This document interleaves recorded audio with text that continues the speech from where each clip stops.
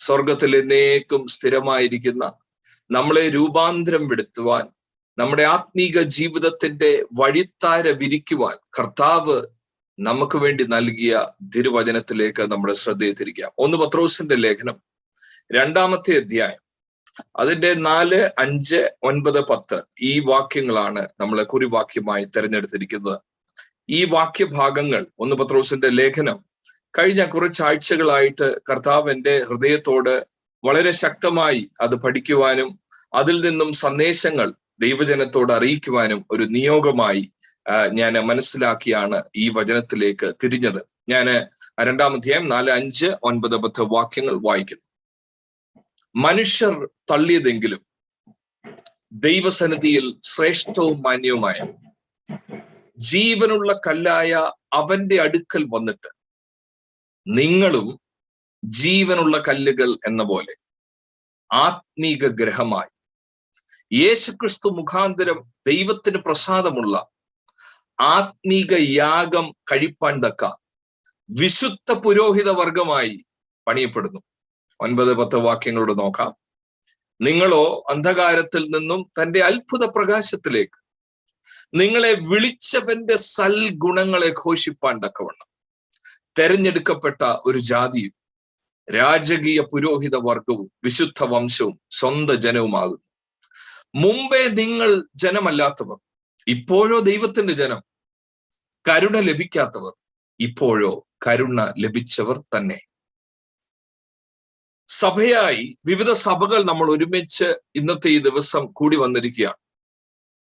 ദൈവസഭകളിൽ വരുന്നവരെ കുറിച്ചുള്ള ദൈവത്തിന്റെ വിളി, ദൗത്യം, ഈ 2 കാര്യങ്ങളാണ് ഞാൻ നിങ്ങളുമായി പങ്കുവെക്കുവാൻ താല്പര്യപ്പെടുന്നത്.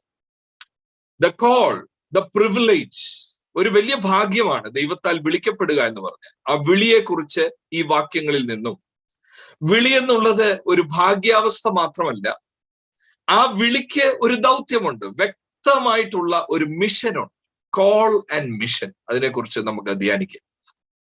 പത്രോസ് അപ്പോസ്തലനെ കൊണ്ട് ഇങ്ങനെ ഒരു ലേഖനം എഴുതിപ്പിച്ച സാഹചര്യം മനസ്സിലാക്കുന്നത് വളരെ നിർണായകമാണ് ഈ വാക്യങ്ങൾ മനസ്സിലാക്കാൻ എന്നാണ് ഞാൻ കരുതുന്നത്. കാരണം അല്ലെങ്കിൽ ഈ വാക്യങ്ങൾ ഒന്നുകൂടെ വായിച്ച്, അല്ലെ ധൃതിയിൽ വായിച്ച് മനുഷ്യന്റെ മനസ്സിൽ ഉരുത്തിരിഞ്ഞു വരുന്ന ആശയങ്ങൾ കർത്താവ് എന്നോട് പറയുന്നു എന്ന് പറഞ്ഞൊക്കെ പറയേണ്ട സ്ഥിതി വരും. എന്തിനോടാണ് പ്രതികരിക്കുന്നത് പത്രോസ്? ഒരു വ്യക്തമായ സാഹചര്യം 5 സഭകളിൽ വെളിപ്പെട്ടു വന്നു. 1-ാം അധ്യായം 1-ാം വാക്യത്തിൽ 5 കൂടിവരവുകളുടെ പേര് പറഞ്ഞിട്ടുണ്ട്. ഏഷ്യ മൈനറിൽ 1-ാം നൂറ്റാണ്ടിൽ സ്ഥാപിക്കപ്പെട്ട അപ്പോസ്തോലന്മാരാലും പെന്തക്കോസ്ത് ദിവസത്തെ ഉണർവിന്റെ പരിണിത ഫലമായും സ്ഥാപിക്കപ്പെട്ട, നോക്കിയേ, പൊന്തോസ്, ഗലാത്യ, കപ്പദോക്യ, ആസ്യ, ബിഥുന്യ എന്ന 5 സഭകൾ, കോൺഗ്രിഗേഷൻസ്. അതെന്താ ഈ 5 സഭകൾ എന്നുള്ളതിന് എന്തെങ്കിലും പ്രാധാന്യമുണ്ടോ? ഉണ്ട്. കാരണം ഈ 5 സഭകളിലും ഒരുപോലെ, ഇന്നത്തെ ഈ കാലഘട്ടത്തിൽ നമുക്ക് മനസ്സിലാകുന്ന ഒരു ഭാഷ ഞാൻ ഉപയോഗിക്കാം, ഈ കാലഘട്ടത്തിൽ കാണുന്നത് പോലെ ഈ 5 സഭകളിൽ ഒരുപോലെ ഒരു തരം വൈറസ് വെളിപ്പെട്ടു. വൈറസ്. ഈ വൈറസ് കണ്ടുകൊണ്ട് കാണുന്നതല്ല. ഈ വൈറസിനാൽ പിടിക്കപ്പെട്ടവർ, ഈ സ്പിരിച്വൽ എന്ന് കരുതുന്ന ഈ വൈറസിനാൽ പിടിക്കപ്പെട്ടവർ, അപ്പോസ്തലനായ പത്രോസ് അവർക്ക് എഴുതുകയാണ്, ഈ കൂടിവരവുകൾ നിമിത്തം വിളിച്ചവന്റെ സൽഗുണങ്ങൾ ഘോഷിക്കുന്നതിന് പകരം വിളിച്ചവനെ അപമാനിക്കുന്ന രീതിയിൽ നിങ്ങളുടെ കോൺഗ്രിഗേഷൻ ആകുന്നു. ആത്മീക യാഗം കഴിക്കേണ്ടതിന് പകരം 2:5 നിങ്ങളും അവന്റെ അടുക്കൽ വന്നിട്ട് ആത്മീക യാഗത്തിന് പകരം സ്വാർത്ഥത വെളിപ്പെടുന്നു. എന്താ ഈ കോൺഗ്രിഗേഷനിൽ സംഭവിച്ചത്? സാധാരണ നമ്മള് പാടുമ്പോൾ ആദ്യ നൂറ്റാണ്ടിലെ അനുഭവം പോൽ, എന്താ ആദ്യ നൂറ്റാണ്ടിലെ സഭയാണല്ലോ ഇത്. അത് 1 അല്ല 5 സഭ. ഇപ്പൊ കൊരിന്ത് ലേഖനം വായിച്ചാൽ ഒരു പ്രാദേശിക സഭ അല്ലെ കൂടിവരവുകൾ കണ്ട ഒരു പ്രശ്നമാണ്. ഇത് 5 കൂടിവരവുകൾ. പൗലോസൊക്കെ ശുശ്രൂഷ സഭയാണ് ഗലാത്യ സഭ. എന്ത് പറ്റി ഇവർക്ക്? ശ്രദ്ധാപൂർവം കേൾക്കണം. 3 കാര്യം ഞാൻ ആദ്യം പറയാം. പോപ്പുലർ ആയിട്ടുള്ള സംസ്കാരം ഈ സഭയ്ക്കകത്ത് കടന്നു പിടിച്ചു. അവര് വീണ്ടും ജനിച്ചവരാ എന്നാണ് 1-ാം അധ്യായം 5-ാം വാക്യത്തിൽ നമ്മൾ കാണുന്നത്. വീണ്ടും ജനിച്ചിരിക്കുന്നു. ഇവര് വീണ്ടും ജനിച്ചവരാണ്, നമ്മളെല്ലാവരെയും പോലെ.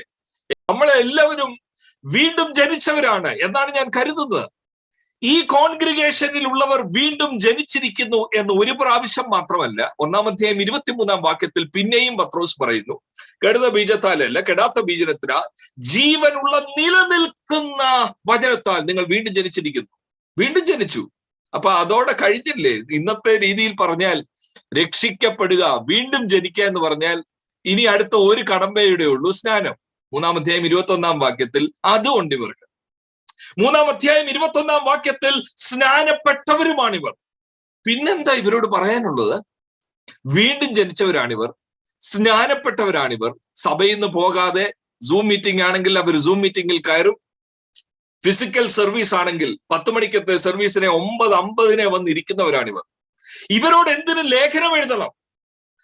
പോപ്പുലർ ചിന്താഗതികൾ എന്താണെന്നറിയാമോ? പോപ്പുലർ ചിന്താഗതിയിൽ അന്നത്തെ സംസ്കാരത്തിൽ മുന്നിൽ നിന്ന 3 ചിന്താധാരകളുണ്ട്. 21-ാം നൂറ്റാണ്ടിൽ നിങ്ങൾ താമസിക്കുന്ന ഇടങ്ങളിലും ഞാൻ താമസിക്കുന്നിടത്തിലും ഈ 3 കാര്യങ്ങൾ അതുപോലെയുണ്ട്. ഒന്ന്, കഷ്ടത എന്നുള്ളത്. ആ സംസ്കാരത്തിൽ എന്തായിരുന്നു എന്നറിയാം? ഒന്നുകിൽ ഒരു വ്യക്തി നിമിത്തം നമുക്കുണ്ടാകുന്ന കഷ്ടതയായിരിക്കാം. ഒരു വ്യക്തി നമ്മുടെ മുന്നേറ്റത്തെ തടയുന്നു. ഒരു ബോസ് ആണെന്ന് വെക്കുക, നിങ്ങൾ ജോലി സ്ഥലത്തുള്ള ഒരു ബോസ് വളരെ തന്ത്രപൂർവം, വളരെ ചിന്തിച്ചു കൂട്ടി നിങ്ങളെ മുമ്പോട്ട് വിടത്തില്ല.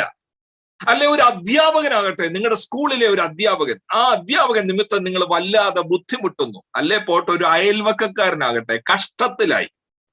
കഷ്ടത എന്നുള്ളത് അന്നത്തെ സംസ്കാരത്തിൽ കഷ്ടത എന്നുള്ളത് ഒരു വിധിയാണ്. വിധി. മറ്റുള്ളവർ നോക്കി നിന്ന് പറയും, അയ്യോ കഷ്ടമായി പോയല്ലേ, എന്തോ ചെയ്യാനാ.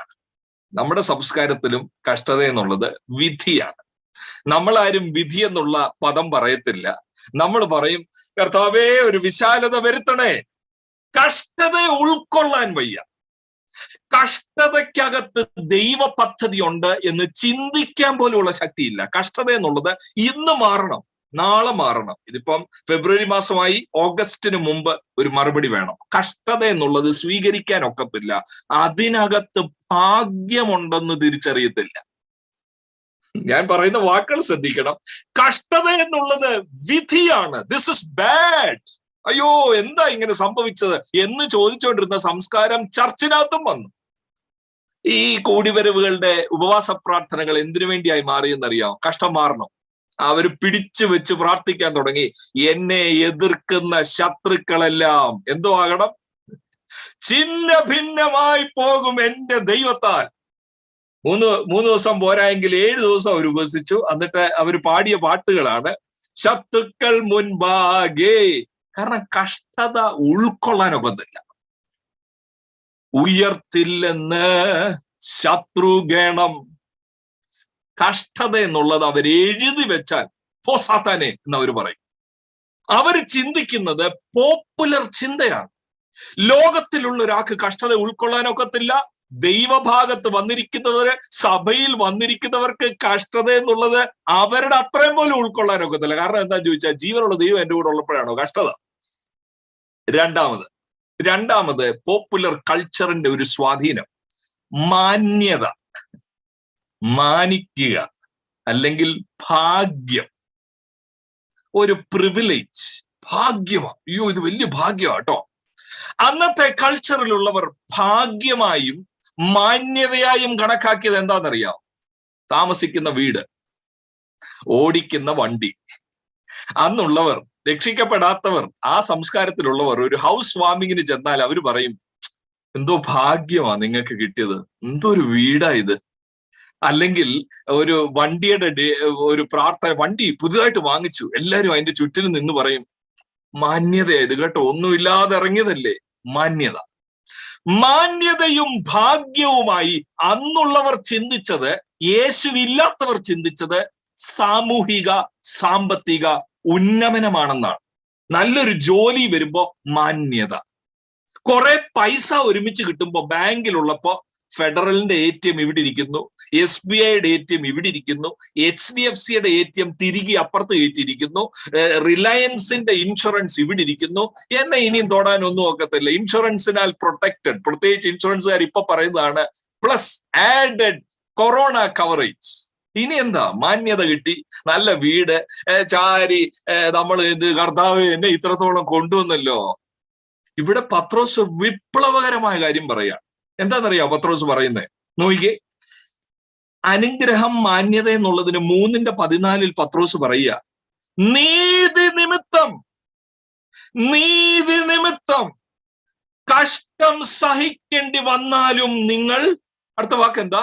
നിങ്ങൾ ഭാഗ്യവാന്മാർ. ഇത് ഉൾക്കൊള്ളാൻ അവരുടെ ആത്മീയതയ്ക്ക് സ്പേസ് ഇല്ലാതായിപ്പോയി. ഈ കൂടിവരവുകളുടെ ആത്മീയത എന്ന് പറഞ്ഞാൽ കഷ്ടം പോണം, മാന്യത എന്ന് പറഞ്ഞാൽ കഷ്ടമില്ലാത്ത അവസ്ഥ. പത്രോസ് പറയുക, കഷ്ടം സഹിക്കേണ്ടി വന്നാലും. 4:14 ക്രിസ്തുവിന്റെ നാമം ഹേതുവായി നിന്ന സഹിക്കേണ്ടി വന്നാലും. മാന്യത എന്താ അനുഗ്രഹം?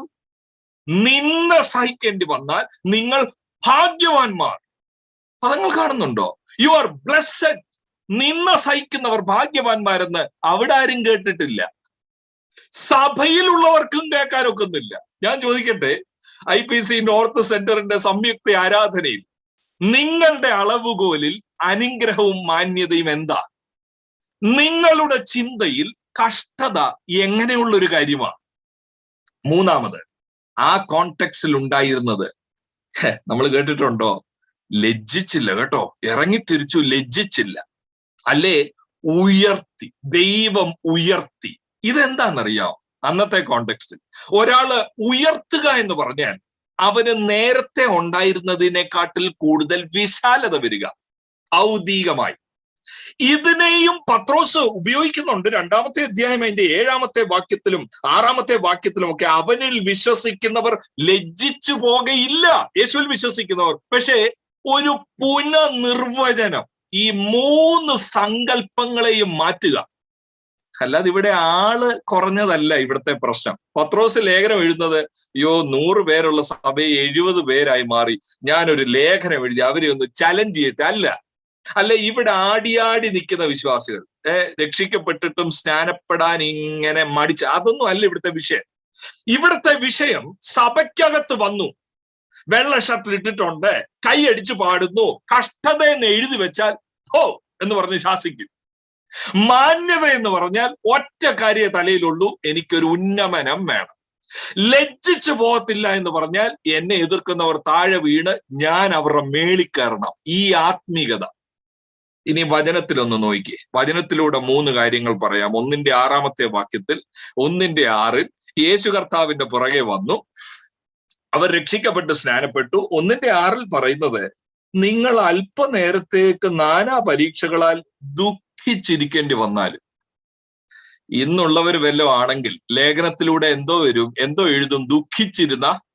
ദുഃഖിച്ചിരുന്നാൽ എഴുതാൻ സാധ്യതയുള്ളത് 2022 is an year of year of abundance എന്നോ, ഇയർ ഓഫ് ഫേവർ എന്നോ, ഇയർ ഓഫ് ബ്രേക്ക് ത്രൂ എന്നോ ഒക്കെ പറഞ്ഞുകൊണ്ട് അങ്ങോട്ട് പറയും. ദുഃഖം. പത്രോസ് പറയാ, ദുഃഖിച്ചിരിക്കേണ്ടി വന്നാലും.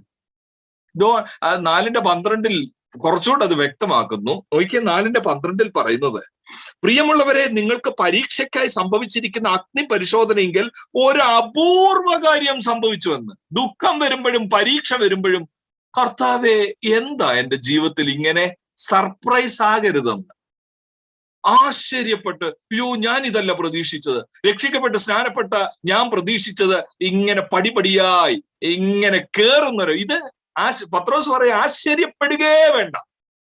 നാനാ പരീക്ഷകളും ദുഃഖങ്ങളും. പഴയ ഒരു പാട്ടുകാരൻ എഴുതിയതല്ലേ, നാനാ പരീക്ഷകൾ വേദനകൾ നന്നായി എനിക്കുന്നുണ്ടായിരുന്നു, നാഥനെ ഉള്ളത്തിൽ ധ്യാനിച്ച് എന്റെ ക്ഷീണം മറന്നങ്ങ് പോകുന്ന ഞാൻ. പക്ഷേ ഇവിടെ ഒരു കാര്യമുണ്ട്, ഞാൻ ഇതെല്ലാം പറയുമ്പോഴും എന്താണെന്നറിയോ കാര്യം? നിങ്ങളിൽ ചിലർക്ക് ഒരു പക്ഷെങ്കിൽ ഇത് ഉൾക്കൊള്ളാൻ പോലും കഴിയത്തില്ല. കാരണം എന്താന്ന് ചോദിച്ചാൽ, നമ്മൾ കേൾക്കുന്ന 10-8 സാക്ഷ്യവും ഇതിന്റെ ഘടകവിരുദ്ധമാണ്. ശുശ്രൂഷകന്മാരുൾപ്പെടെ 10-8 പേർക്കും പറയാനുള്ളത്, ഭയങ്കര കഷ്ടമായിരുന്നു ഞങ്ങളുടെ ജീവിതത്തിൽ. യേശുവിന്റെ പുറകെ പോയത് കൊണ്ട് കഷ്ടം പോയി. ഞങ്ങൾ ഭയങ്കരമായി ലജ്ജിച്ച് കിടന്നവരായിരുന്നു. പക്ഷെ ഇപ്പൊ മാന്യത കിട്ടി. ഞങ്ങൾ ഭയങ്കര മനുഷ്യരാൽ തള്ളപ്പെട്ടവരായിരുന്നു. ഇപ്പൊ ദൈവം ഉയർത്തി. കഴിഞ്ഞ ദിവസം ഞാന് ഒരു സാക്ഷ്യം കേട്ടപ്പോൾ, ഒരു പ്രാസംഗികന്റെ സാക്ഷ്യമാണ്. ഞാൻ കുത്തിയിരുന്ന് അങ്ങ് പ്രാർത്ഥിച്ചു. കുത്തിയിരുന്ന് പ്രാർത്ഥിച്ചപ്പോ എന്തോ കിട്ടി? കുത്തിയിരുന്ന് പ്രാർത്ഥിച്ചപ്പോൾ നല്ല മാന്യത കിട്ടി. എല്ലാവരോടും പറയാനുള്ളതും അതാ, പിള്ളേരെല്ലാം ഇരുന്ന് കുത്തിയിരുന്ന് പ്രാർത്ഥിക്കണം. അപ്പൊ യേശുവിന്റെ അടുക്കൽ വന്നാൽ അന്നത്തെ സംസ്കാരത്തിൽ ചിന്തിച്ചതുപോലെ സഭയ്ക്കകത്തും വിളമ്പാൻ തുടങ്ങി. മാന്യത വേണോ? യേശുവിന്റെ അടുക്ക വരണം. ലജ്ജിക്കാതെ ഉയർത്തുന്ന അനുഭവം വേണോ? യേശുവിന്റെ അടുക്ക വരണം. വിശുദ്ധനായി ജീവിച്ചാൽ ഉയർത്തും, വിശുദ്ധനായി ജീവിച്ചാൽ മാന്യത കിട്ടും, കഷ്ടം പോകും. ഇത്രയും പറഞ്ഞ മുഖവരെയാണ്. ഇനി നമ്മുടെ ആ വാക്യങ്ങൾ ചിന്തിക്കാൻ പോവുകയാണ്. എന്തിനാ കർത്താവ് നമ്മളെ വിളിച്ചിരിക്കുന്നത്? 2-ാം അധ്യായം 4-ാമത്തെ വാക്യത്തിൽ നമ്മുടെ ഒരു വലിയ പ്രിവിലേജ് പറയുന്നു. എന്താണെന്നറിയോ പ്രിവിലേജ്? ഇന്നത്തെ ദിവസം നമ്മൾ എല്ലാവരും ഒരുമിച്ച് വന്നു കർത്താവിനെ സ്തുതിക്കുന്നു, ആരാധിക്കുന്നു. ഈ എത്ര വലിയ പദവി! ചിലപ്പോ നമ്മൾ പാടത്തില്ല, ഇത്ര മഹത്വമുള്ള പദവിയെ. എന്താ ഈ പദവി? ഇത്ര സ്നേഹിപ്പാൻ, ഇത്ര മാനിപ്പാൻ യേശുവേ യോഗ്യനല്ല ഇത്. എന്താ ഇത്? 2-ാം അധ്യായം 4-ാം വാക്യവും 5-ാം വാക്യവും ശ്രദ്ധിക്കേ. അതിനകത്ത് പറയുന്നു, എന്റെയും നിങ്ങളുടെയും മാന്യതയും പ്രിവിലേജും മനുഷ്യർ തള്ളിയതെങ്കിലും ദൈവസന്നിധിയിൽ ശ്രേഷ്ഠവും മാന്യവുമായ ജീവനുള്ള കല്ലായ അവന്റെ അടുക്കൽ വന്നിട്ട്. എന്താണെന്നറിയാമോ മാന്യത? എന്താണെന്നറിയാമോ എന്റെയും നിങ്ങളുടെയും ഭാഗ്യം? ജീവനുള്ള കല്ലിന്റെ അടുക്കൽ വരുവാൻ, to come to the living stone. ഏത് ബാക്ക്ഗ്രൗണ്ടിൽ നിന്നും? 1-ാം അധ്യായം 18-ാമത്തെ വാക്യത്തിൽ എഴുതിയിരിക്കുന്നു, വ്യർത്ഥവും പിതൃപാരമ്പര്യവുമായിട്ടുള്ള നിങ്ങളുടെ നടപ്പിൽ നിന്നും നിങ്ങൾ ജീവനുള്ള കല്ലിന്റെ അടുക്ക വന്നു. 1-14 പറയുന്നു, നിങ്ങളുടെ അജ്ഞാനകാലമെന്നും വ്യർത്ഥവും പിതൃപാരമ്പര്യവുമായിട്ടുള്ള നടപ്പെന്നും. ഇനി അത് പോരായെങ്കിൽ 2-ാമത്തെ അധ്യായം 25-ാമത്തെ വാക്യത്തിൽ നിങ്ങൾ തെറ്റി ഉഴലുന്ന ആടുകളെ പോലെ ആയിരുന്നു. ഇതായിരുന്നു അവർ സ്റ്റേറ്റ്. തെറ്റി ഉഴലുന്ന ആടുകളെ പോലെ നടന്നവർ, നരക കവാടങ്ങൾ ലക്ഷ്യമാക്കി നടന്നവർ, ഇടങ്കൈ വലങ്കൈ അറിയാതെ അന്ധകാരത്തിൽ തപ്പിത്തടഞ്ഞ് സ്വാർത്ഥതയിൽ ജീവിച്ച് ഇഷ്ടമുള്ളത് ചെയ്ത് ജീവിച്ചപ്പോൾ വെളിച്ചം അടിച്ച് എന്നെ വിടുവിച്ച് രക്ഷിച്ച് ജീവനുള്ള കല്ലായ അവന്റെ അടുക്കൽ വരാനൊത്തതാണ് ഞാൻ കണക്കാക്കുന്ന ഏറ്റവും വലിയ മാന്യത, ഏറ്റവും വലിയ ശ്രേഷ്ഠത. അത് അങ്ങനെ കണക്കാക്കുന്നവരാരെങ്കിലും ഇതിനകത്തുണ്ടെങ്കിൽ ഇരിക്കുന്നിടത്ത് കൈ ഉയർത്തി ഒരു നിമിഷം സ്തോത്രം ചെയ്യാമോ? കർത്താവെ, ഈ വലിയ ഭാഗ്യാവസ്ഥ എന്റെ അയൽവക്കക്കാരൻ ഇല്ലാത്ത ഒന്ന് എന്നിലുണ്ടെങ്കിൽ വീടിന്റെ സ്ക്വയർ ഫീറ്റിന്റെ വലുപ്പമല്ല, ഇട്ടിരിക്കുന്ന വസ്ത്രത്തിന്റെയോ ഓടിക്കുന്ന വണ്ടിയുടെയോ കാര്യമല്ല. അതെല്ലാം ഈ ലോകത്തിലുള്ളവർക്കും ഉണ്ട്. അത് ഉപവാസ പ്രാർത്ഥന ഇല്ലാതെയും കിട്ടും. എനിക്ക് ഇന്നത്തെ ഈ ദിവസം സ്തോത്രം പറയാൻ ഉള്ളുകൊണ്ടുള്ളത് കഴിഞ്ഞ ആഴ്ച നടന്നത് മാത്രമല്ല, എന്നെ രക്ഷിച്ച് തെരഞ്ഞെടുത്ത്. എങ്ങനെയാ തെരഞ്ഞെടുത്തതെന്ന് അറിയാമോ? 1-ാം അധ്യായം 2-ാം വാക്യത്തിൽ എഴുതിയിട്ടുണ്ട്, പിതാവിന്റെ മുൻ നിയമന പ്രകാരം ആത്മാവിന്റെ വിശുദ്ധീകരണത്തിലൂടെ അനുസരണത്തിനായി ക്രിസ്തുവിനെ അനുസരിക്കുവാൻ വേണ്ടി. എഫേസ്യ ലേഖനം 1-4-ാമത്തെ വാക്യത്തിന്റെ ഭാഷയിൽ പറഞ്ഞാൽ, ലോക സ്ഥാപനത്തിന് മുമ്പ് നമ്മളെ വിശുദ്ധരും നിഷ്കളങ്കരുമാകാൻ വേണ്ടി തെരഞ്ഞെടുത്ത ആ വിളി, അതാ ഭാഗ്യം. മൈക്ക് കിട്ടുമ്പോഴും കൺവെൻഷൻ കിട്ടുമ്പോഴും ഇതാ പറയേണ്ടത്, എനിക്ക് വലിയ ഭാഗ്യം കിട്ടി. ഹൗസ് വാമിങ്ങിന് പറയേണ്ടത്, ഞാൻ മാനിക്കപ്പെട്ടു. ദാണ്ട് ഇത് കണ്ടില്ലേ? അതാണെങ്കിൽ അത് ലജ്ജാകരമാണത്. കാരണം ഈ ലോകത്തിൽ യേശുവില്ലാത്തവർക്ക് അതിൽ വലുതുണ്ട്. ഈ ലോകത്തിൽ യേശുവില്ലാത്തവർക്ക് അതിൽ വലിയ വണ്ടിയുണ്ട്. ഏതവസ്ഥയിലും ഏത് സന്ദർഭത്തിലും ലോകത്തിന് മുമ്പിൽ പറയാനുള്ളത് യേശു നിമിത്തം കിട്ടിയ ഈ എന്തെങ്കിലും ലാഭങ്ങളല്ല. നശ്വരമായ ലോകത്തിൽ ഏതവസ്ഥയിലും ഒരു ജോലി കിട്ടുമ്പോഴും എഴുന്നേറ്റ് എന്ന് പറയുന്നത് കർത്താവ് എന്നെ മാനിച്ചു. ഈ ജോലിയിലാണോ മാന്യത ഇരിക്കുന്നത്? അപ്പൊ ജോലി പോകുമ്പോ എന്ത് സംഭവിക്കും? അല്ലെ നമ്മൾ മാത്രമേ മാനിക്കപ്പെട്ടുള്ളൂ? ജോലിയിൽ നമ്മുടെ ബോസ് ആയവൻ യേശുവിനെ അറിയാവുന്നവനാണോ? ഏത് സന്ദർഭത്തിലും മാന്യത എന്ന് പറയുന്നത്, എന്നെ ഉയർത്തി എന്ന് പറയുന്നത്, എന്നെ തെരഞ്ഞെടുത്ത ദൈവസ്നേഹം, എന്റെ ഉൾക്കണ്ണിനെ തുറന്ന ദൈവസ്നേഹം. പ്രിയ ദൈവമക്കളെ, 2-ാം അധ്യായം 9-ാം വാക്യം തുടങ്ങുന്നതും അതല്ലേ? എന്താ ഈ മാന്യത? നിങ്ങളോ, ആരായി നിങ്ങളോ? ബട്ട് യു ആർ എന്ന ഇംഗ്ലീഷിൽ എഴുതിക്കുന്ന ബട്ട് യു ആർ ഒരു കോൺട്രാസ്റ്റ് ആണ്. 2-ാം അധ്യായം 7-ാം വാക്യത്തിൽ എഴുതിയിട്ടുണ്ട്, ചിലർ ഈ കല്ലിനെ തിരസ്കരിച്ചു, ഈ ജീവനുള്ള കല്ലിനെ തിരസ്കരിച്ചു, അതവർക്ക് ഇടർച്ചക്കല്ലും തടങ്കൽ പാറയുമായി. അവരതിനെ തിരസ്കരിച്ച് പുറങ്കാലുകൊണ്ട് ചുവട്ടി അടിച്ചു, താഴെയിട്ടു, പരിഹസിച്ചു. അപ്പോൾ പത്രോസ് പറയുക, കപ്പദോക്കിയയിലുള്ളവരെ, ഗലാത്തിയിലുള്ളവരെ, ബിഥുന്യയിലുള്ളവരെ, നിങ്ങൾ തുള്ളിച്ചാടേണ്ടത് എന്തോർത്തെന്നാണെന്നറിയാമോ? അനുസരിക്കാതെ തിരസ്കരിച്ചവരുള്ളപ്പോൾ. ബട്ട് യു ആർ, നിങ്ങളോ അന്ധകാരത്തിൽ നിന്നും തന്റെ അത്ഭുത പ്രകാശത്തിലേക്ക് വിളിച്ച ആ സ്നേഹം ഓർത്താണ് നിങ്ങൾ ആരാധിക്കേണ്ടത്, നിങ്ങളുടെ ക്രിസ്തീയ ജീവിതം മുമ്പോട്ട് നയിക്കേണ്ടത്. ഇത് നമ്മളെ അങ്ങ് ഭരിക്കണം, ഇത് നമ്മുടെ ഉള്ളിൽ അങ്ങ് ഇംപ്രിന്റ് ആകണം. വാടക വീട്ടിലുള്ളവർക്ക് സ്വന്തം വീട് ലഭിക്കട്ടെ എന്ന എന്റെ പ്രാർത്ഥന. കാരണം അതിനെക്കുറിച്ച് വ്യാകുലപ്പെടാതെ കർത്താവിനെ സേവിക്കാമെന്ന്. ഇനി 2 വീലർ ആണോ ഇപ്പോ ഉള്ളത്? മഴക്കാലം വരുന്നു, ഒരു 4 വീലർ ലഭിക്കട്ടെ എന്നാണ് എന്റെ പ്രാർത്ഥന. പക്ഷേ ഇതൊന്നും അല്ല മാന്യതയുടെ ചിഹ്നം. അതായി പറയുന്നത്. ഇനി ആ വാക്ക് ശ്രദ്ധിച്ചു നോക്കണം. 2:4 ഈ ജീവനുള്ള കല്ലിന് ഒരു പ്രത്യേകതയായിട്ട് പറഞ്ഞു തുടങ്ങുക. എന്താ 2-ാം അധ്യായം 4-ാം വാക്യത്തിന്റെ ആദ്യ പദപ്രയോഗം? മനുഷ്യർ തള്ളിയതെങ്കിലും. അപ്പൊ ഈ ജീവനുള്ള കല്ലിനെ എല്ലാവർക്കും മനസ്സിലാക്കാൻ ഒത്തോ? 2:4 പറയുക മനുഷ്യർ തള്ളിയതെങ്കിലും. 2-ാം അധ്യായം 7-ാമത്തെ വാക്യത്തിൽ വീട് പണിയുന്നവർ തള്ളിക്കളഞ്ഞ. 2 പ്രാവശ്യം പറയുക. എന്താ? യേശുവിനെ തള്ളിക്കളഞ്ഞ ലോകം, മനുഷ്യർ തള്ളിയതെങ്കിലും, വീട് പണിഞ്ഞവർ തള്ളിയതെങ്കിലും. പ്രിയ ദൈവമക്കളെ, എന്റെ ഉള്ളം നന്ദിയാൽ നിറയുകയാണ്. കാരണം എന്താണെന്നറിയാം? എന്റെ കുടുംബത്തിലുള്ള നല്ലൊരു ശതമാനത്തിനും ഇപ്പോഴും ഈ സത്യങ്ങൾ മനസ്സിലായി കിട്ടുന്നില്ല. എത്ര പറഞ്ഞിട്ടും, എത്ര പ്രസംഗം കേൾപ്പിച്ചിട്ടും ഈ ലോകത്തിലെ കാര്യങ്ങൾ, ഈ ലോകത്തിലെ നശ്വരമായ 60-70 വയസ്സ് ജീവിക്കുന്നതിന്റെ അതിന്റെ പ്രൗഢി, അതിന്റെ ഗാംഭീര്യം, അതിന്റെ പ്രതാപം അതാ വലുത്. മനുഷ്യർ തള്ളിയ യേശുവെന്ന ജീവനുള്ള കല്ല്.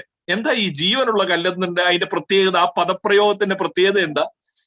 സാധാരണ സ്കൂളിലൊക്കെ പഠിക്കുമ്പം ഈ ലാസ്റ്റ് ബെഞ്ചിൽ ഇരിക്കുന്നവരോട് അധ്യാപകർ പറയുന്നടാ, കല്ല് പോലെ ഇരിക്കാതെ. സ്റ്റോൺ ഡെഡ് എന്ന് പറഞ്ഞാൽ ജീവൻ ഇല്ലാത്തത്.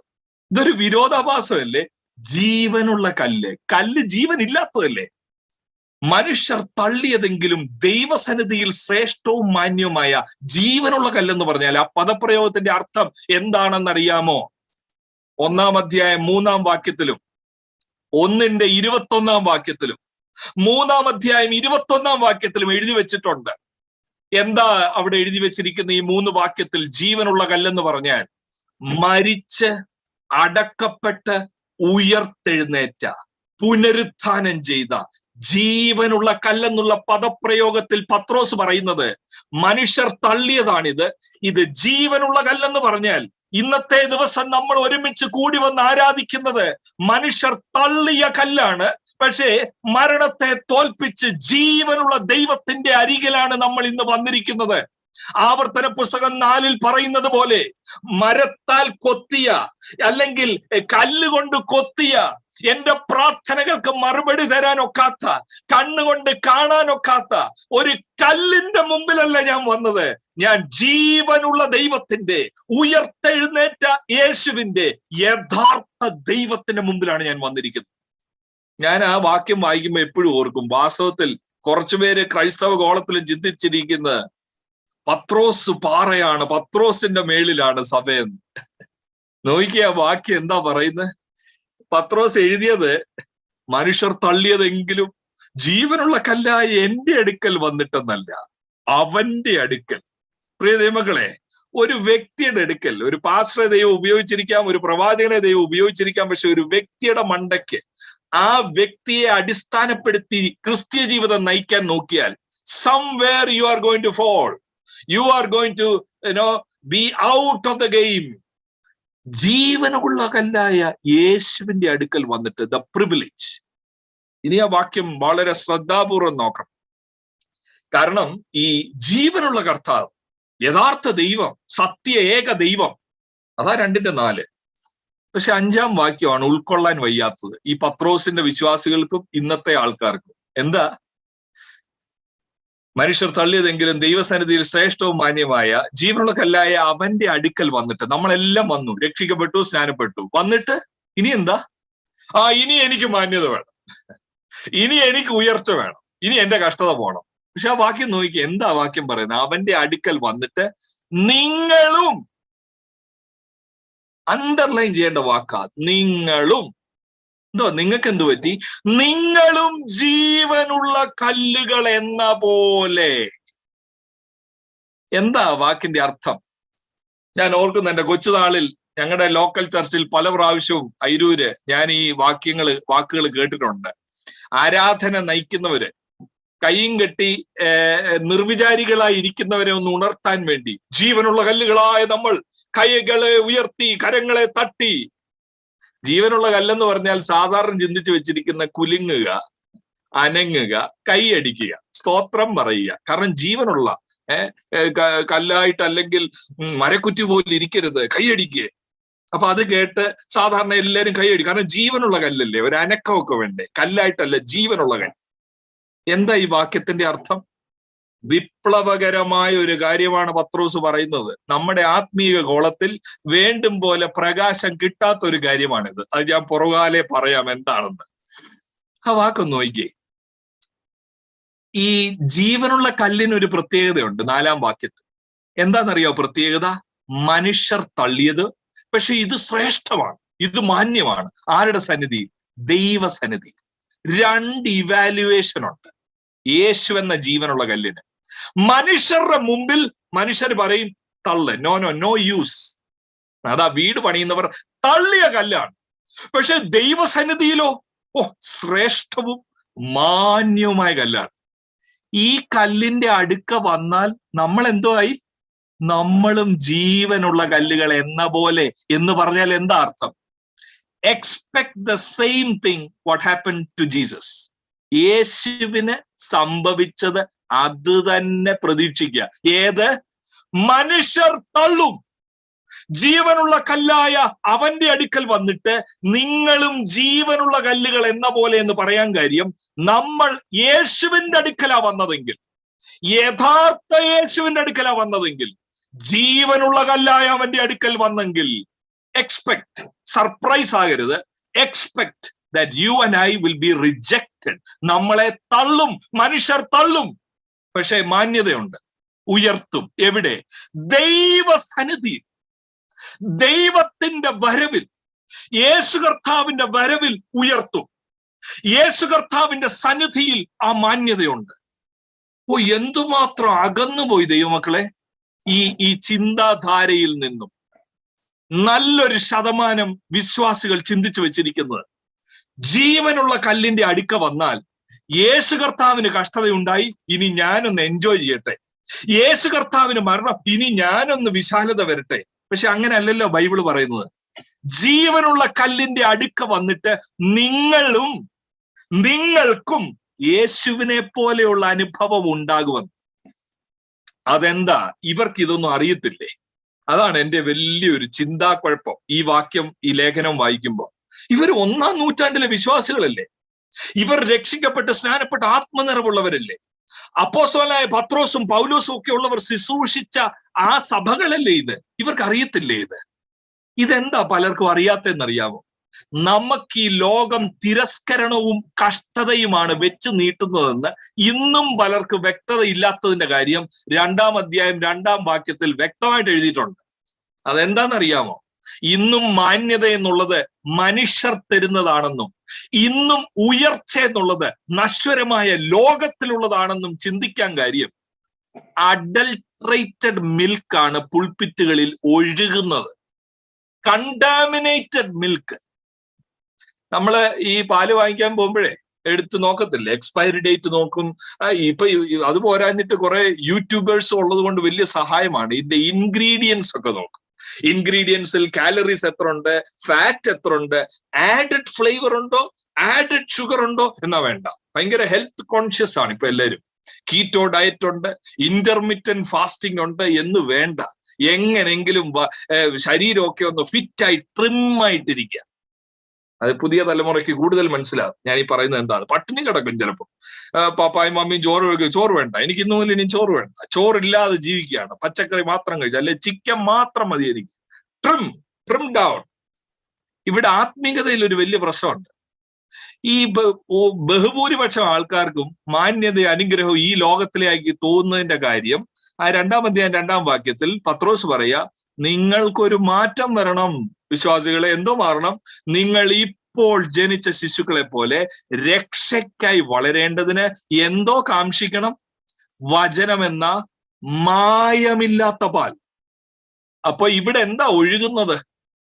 വചനമെന്ന് പറഞ്ഞ് പഴയ നിയമത്തെ ഉദ്ധരിച്ചുകൊണ്ട് ചില വാക്യങ്ങളെ അടർത്തിയെടുത്ത് വൈകല്യമായും വികലമായും അതിനെ വ്യാഖ്യാനിച്ച് കർണരസകരമാക്കുമാറ് മനുഷ്യനെ ത്രസിപ്പിച്ച് അതിന്റെ കൂട്ടത്തിൽ എന്റെയും കൂടെ സാക്ഷ്യം കേറ്റ് യേശുവിന്റെ അടുക്ക വന്നാ നീ ലജ്ജിച്ചു പോകത്തില്ല, അടുത്ത മാസം, അടുത്ത ആഴ്ച, ഇതാ എല്ലാവർക്കും കേൾക്കേണ്ടത്. പക്ഷെ ഈ വചനത്തിലൂടെ പത്രോസ് പറയുന്നത് രക്ഷയ്ക്കായി വളരണമെങ്കിൽ, ആ വിളിയിൽ വളരണമെങ്കിൽ, എന്തിനാണോ പാലക്കാടും പരിസര പ്രദേശങ്ങളും ദൈവം നമ്മളെ വിളിച്ചു വേർതിരിച്ചത്, അതിനായി അതിന്റെ ഫുൾ എക്സ്പീരിയൻസിൽ നമ്മൾ വരണമെങ്കിൽ, അന്ധകാരത്തിൽ നിന്നും അത്ഭുത പ്രകാശത്തിലേക്ക് നമ്മളെ കൊണ്ടുവന്നതിന്റെ ഉദ്ദേശം, ജീവനുള്ള കല്ലിന്റെ അടുക്കൽ വന്നതിന്റെ ഉദ്ദേശം നമ്മളിൽ വെളിപ്പെടണമെങ്കിൽ there is only one way. നമ്മുടെ സഭകളിൽ മായമില്ലാത്ത പാല് ഭക്ഷിക്കുവാനുള്ള വാഞ്ചയും അത് വിളമ്പുവാൻ ശുശ്രൂഷകന്മാർക്ക് പ്രാപ്തിയും ദൈവകൃപയും വേണം. അല്ലാതെ കടങ്കഥകളും കേട്ടുകഥകളുമല്ല ഇങ്ങനെ ഇളക്കി മറിക്കുന്ന. ഈയിടെ എൻ്റെ ഒരു സ്നേഹിതൻ പറഞ്ഞ, ജോയെ പലപ്പോഴും പ്രസംഗകനാണ്, എനിക്കും പറ്റുന്നത് പ്രസംഗമൊക്കെ തുടങ്ങും, ഇത് കറക്റ്റായിട്ടുള്ളത് പറയണം, നിത്യത പറയണം, ക്രിസ്തീയ ജീവിതമൊക്കെ പറയണമെന്ന് പറഞ്ഞ് തുടങ്ങും. ഒരു 50 മിനിറ്റാണ് അവർ തരുന്നതെങ്കിൽ ഒരു 15 മിനിറ്റ് കഴിയുമ്പോഴേ ഇവരെല്ലാം ഒരു പകുതി പേരും സൂമിൽ ലോഗൗട്ട് ആവും. കുറച്ചു പേര് കണ്ണും അടച്ച് ഉറങ്ങുന്ന പോലെ ഇരുന്ന് കാണിക്കും. ഈ കയ്യും കെട്ടി ഇരിക്കുമ്പം അറിയാതെ ഒരു 25 മിനിറ്റ് കഴിയുമ്പം സംഭവം ഒന്ന് തിരിച്ചങ്ങിടും. ഈ ദോശ തിരിച്ചങ്ങിടുന്ന പോലെ അത്രയും നേരം നിത്യതയെക്കുറിച്ചും കഷ്ടതയെക്കുറിച്ചും പറഞ്ഞിട്ട് ആൾക്കാരുടെ ഈ റെസ്പോൺസ് ആണ്. കാരണം ഇത് തീരണ്ടേ, നല്ലൊരു ആവേശത്തിൽ തീർക്കാൻ വേണ്ടി ഇതങ്ങോട്ട് തിരിച്ചിട്ട് ഇന്ന് രാത്രി, ഇന്ന് പകൽ, ഇപ്പോൾ എല്ലാരും എഴുന്നേക്കും. പോയവര് തിരിച്ചും വരും ചിലപ്പോ. പറയുന്നത് മനസ്സിലാവുന്നുണ്ടോ? അപ്പോ ഇന്നത്തെ ഈ ദിവസം പകലിൽ ഒരു ദിവസം കർത്താവിന്റെ മുമ്പിൽ ഇന്നത്തെ സന്ദേശത്തിനും കണക്ക് കൊടുക്കേണ്ടി വരും എന്നുള്ള നല്ല ബോധ്യം എന്നെ ഭരിക്കുന്നു. നിങ്ങൾ ആരും പ്രതികരിച്ചോ സന്തോഷിച്ചോ ഇല്ലെങ്കിലും ഈ വചനത്തോട് ഒരൽപ്പം പോലും വെള്ളം ചേർക്കാതെ ഞാൻ നിങ്ങളോട് പറയട്ടെ, രക്ഷയ്ക്കായി വളരുവാൻ നിത്യതയുടെ വചനം, യേശുവിന്റെ വചനം എന്ന മായമില്ലാത്ത പാലെന്ന് പറഞ്ഞാൽ അത് യേശുവിനെ സൂചിപ്പിക്കുന്നതാണ്. കാരണം 3-ാം വാക്യത്തിൽ എഴുതിയിട്ടുണ്ട്, കർത്താവ് ദയാലുവെന്ന് നിങ്ങൾ ആസ്വദിച്ചിട്ടുണ്ടല്ലോ. മായമില്ലാത്ത പാലിൽ കിട്ടേണ്ടത് വേറൊന്നുമല്ല, മായമില്ലാത്ത പാലിൽ കിട്ടേണ്ടത് യേശുവിന്റെ ജീവിതം, യേശുവിന്റെ മാതൃക. അപ്പോൾ ഒരു കാര്യമുണ്ട്, വളരെ പ്രായോഗികമായ കുറച്ച് കാര്യങ്ങൾ പത്രോസ് പറയുക. 2 തരത്തിലുള്ള ആത്മീയതയുണ്ട് പ്രിയ ദൈവമക്കളെ. അത് വ്യക്തമായി നമുക്ക് ഇപ്പൊ കാണാൻ സാധിക്കും, അടുത്ത കുറച്ച് നിമിഷങ്ങളിൽ കാണാൻ സാധിക്കും. ഒരു തരത്തിലുള്ള ആത്മീയത ജീവനുള്ള കല്ലിന്റെ അടുക്കൽ വന്നിട്ട് അല്ലെങ്കിൽ ഈ അന്ധകാരത്തിൽ നിന്നും അത്ഭുത പ്രകാശത്തിലേക്ക് വിളിച്ചവന്റെ സൽഗുണങ്ങളെ ഘോഷിക്കുന്നതിന് പകരം അങ്ങനെയുള്ളവരുടെ നാവിൽ വരുന്ന വാക്യം എന്താണെന്നറിയാമോ? ഓ ഞാനോ ദാരിദ്ര്യത്തിൽ നിന്നും സമൃദ്ധിയിലേക്ക് വിളിക്കപ്പെട്ടവന്റെ സമൃദ്ധിയെ ഘോഷിപ്പാൻ. അങ്ങനെ ആ വാക്യം തോന്നുന്നു. ദാരിദ്ര്യത്തിൽ നിന്നും സമൃദ്ധിയിലേക്ക് എന്റെ സമൃദ്ധിയെ ഘോഷിപ്പാൻ. രണ്ടു തരത്തിലുള്ള ആത്മീയതയുണ്ട്. 2-ാം അധ്യായത്തിൽ പത്രോസ് പറയുന്നത് പ്രാക്ടിക്കൽ ലൈഫിൽ ജീവനുള്ള കല്ലായ അവന്റെ അടുക്ക് വന്നിട്ട് നിങ്ങളും ജീവനുള്ള കല്ലുകൾ എന്ന പോലെ മാറും എന്ന് പറഞ്ഞാൽ മനുഷ്യർ തള്ളും, പക്ഷെ ദൈവസന്നിധിയിൽ മാന്യതയുണ്ടാവും. ഈ ഒരു ചിന്താധാരയിൽ നിന്നുകൊണ്ട് പത്രോസ് പറയുക. 2-ാം അധ്യായം അതിന്റെ 18-ാമത്തെ വാക്യം ഒന്ന് ശ്രദ്ധിക്കണം. 2-ന്റെ-18-ാമത്തെ വാക്യം. ജോലി സ്ഥലങ്ങളിൽ അല്ലെ പേപ്പറിന്റെ വർക്കാകട്ടെ, പേപ്പർ വർക്ക്, എന്തെങ്കിലും ഒരു രാജ്യത്തിലേക്ക് പോകാനോ അങ്ങനെ ഒരു പേപ്പർ വർക്ക് ആകെ ഒരു പ്രശ്നമാണെന്ന് ഇരിക്കട്ടെ. ഇപ്പോ ഞാന് ഇത് പറയുമ്പോൾ ഇത് വ്യക്തമായി അനുഭവിച്ച ഒരാളാണ് ഞാൻ. പ്രത്യേകിച്ച് എന്റെ പാസ്പോർട്ടിന്റെ ഒരു കാര്യത്തിന് സംബന്ധിച്ച് പാസ്പോർട്ട് ഉദ്യോഗസ്ഥന് എന്തോ ഒരു പ്രത്യേക സ്നേഹമല്ല, ഒരു പ്രശ്നം എന്നോട്. അപ്പൊ അദ്ദേഹം പറയുന്നത് ഇന്ന പേപ്പർ വേണം, ഇങ്ങനെയാ കാര്യങ്ങൾ, അല്ലെങ്കിൽ നിങ്ങൾ ഇതിനകത്ത് ഈ ഒരു സ്ഥലപ്പേര് നിങ്ങളുടെ ബർത്ത് പ്ലേസ് ആയിട്ട് എഴുതണം എന്ന് പറഞ്ഞാൽ ഞാൻ ജനിക്കാത്ത സ്ഥലം എഴുതണം. അപ്പൊ ഞാൻ ഇങ്ങനെ ആശ്ചര്യപ്പെട്ടിരിക്കുക, എന്റെ കർത്താവ് ഇതെന്താ ഇങ്ങനെ? അപ്പൊ പുള്ളി പറഞ്ഞു, ഒന്നും നിനക്ക് നഷ്ടപ്പെടാനില്ല, നീ ഈ പേരെഴുതിക്കോ, നിനക്ക് പാസ്പോർട്ട് അടുത്ത ആഴ്ച കിട്ടും.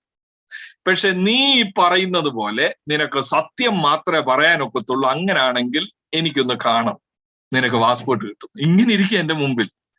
അപ്പോ എന്നിട്ട് എന്നോട് കുറച്ചു നേരം കഴിഞ്ഞിട്ട് പറയാണ്, ആർക്കും ദോഷമില്ലാത്ത കള്ളമൊന്നും പറഞ്ഞാൽ കുഞ്ഞെ ഒന്നും നഷ്ടപ്പെടാനില്ല. അപ്പൊ എന്റെ കൂടെ ഒരു ബ്രദർ വന്നിട്ടുണ്ട്. പുള്ളി പറയാണ്, ഇദ്ദേഹത്തോട് പറയാണ്, ഇവരെ ഈ സുവിശേഷ പ്രസംഗം ചെയ്യുന്ന ഒരാളാണ്. അപ്പൊ പുള്ളിക്ക് അങ്ങനൊന്നും ചെയ്യാൻ ഒരു ഒന്നുകൂടെ പരിഹാസം കൂടി, അങ്ങനെ ഒരു അവസ്ഥയിൽ. അപ്പൊ പാസ്പോർട്ട് എന്ത് ചെയ്താൽ തരത്തില്ല. 6 മാസം കഴിഞ്ഞു, 1 വർഷം കഴിഞ്ഞു, ഇന്ന പേപ്പർ കൊണ്ടുവരണം. ആ പേപ്പർ എന്ന് പറഞ്ഞാൽ അസാധ്യമായ വേറൊരു രാജ്യത്തിലെ എത്ര വർഷം കഴിഞ്ഞിട്ടുള്ള അങ്ങനെ ഒരു കാര്യമാണ്. അദ്ദേഹത്തിന് ഒറ്റ ഒപ്പിലിടാനുള്ളതേ ഉള്ളൂ. പക്ഷെ ഇത് ഒരു തരത്തിലുള്ള ആത്മീയത എന്താണെന്നറിയാം.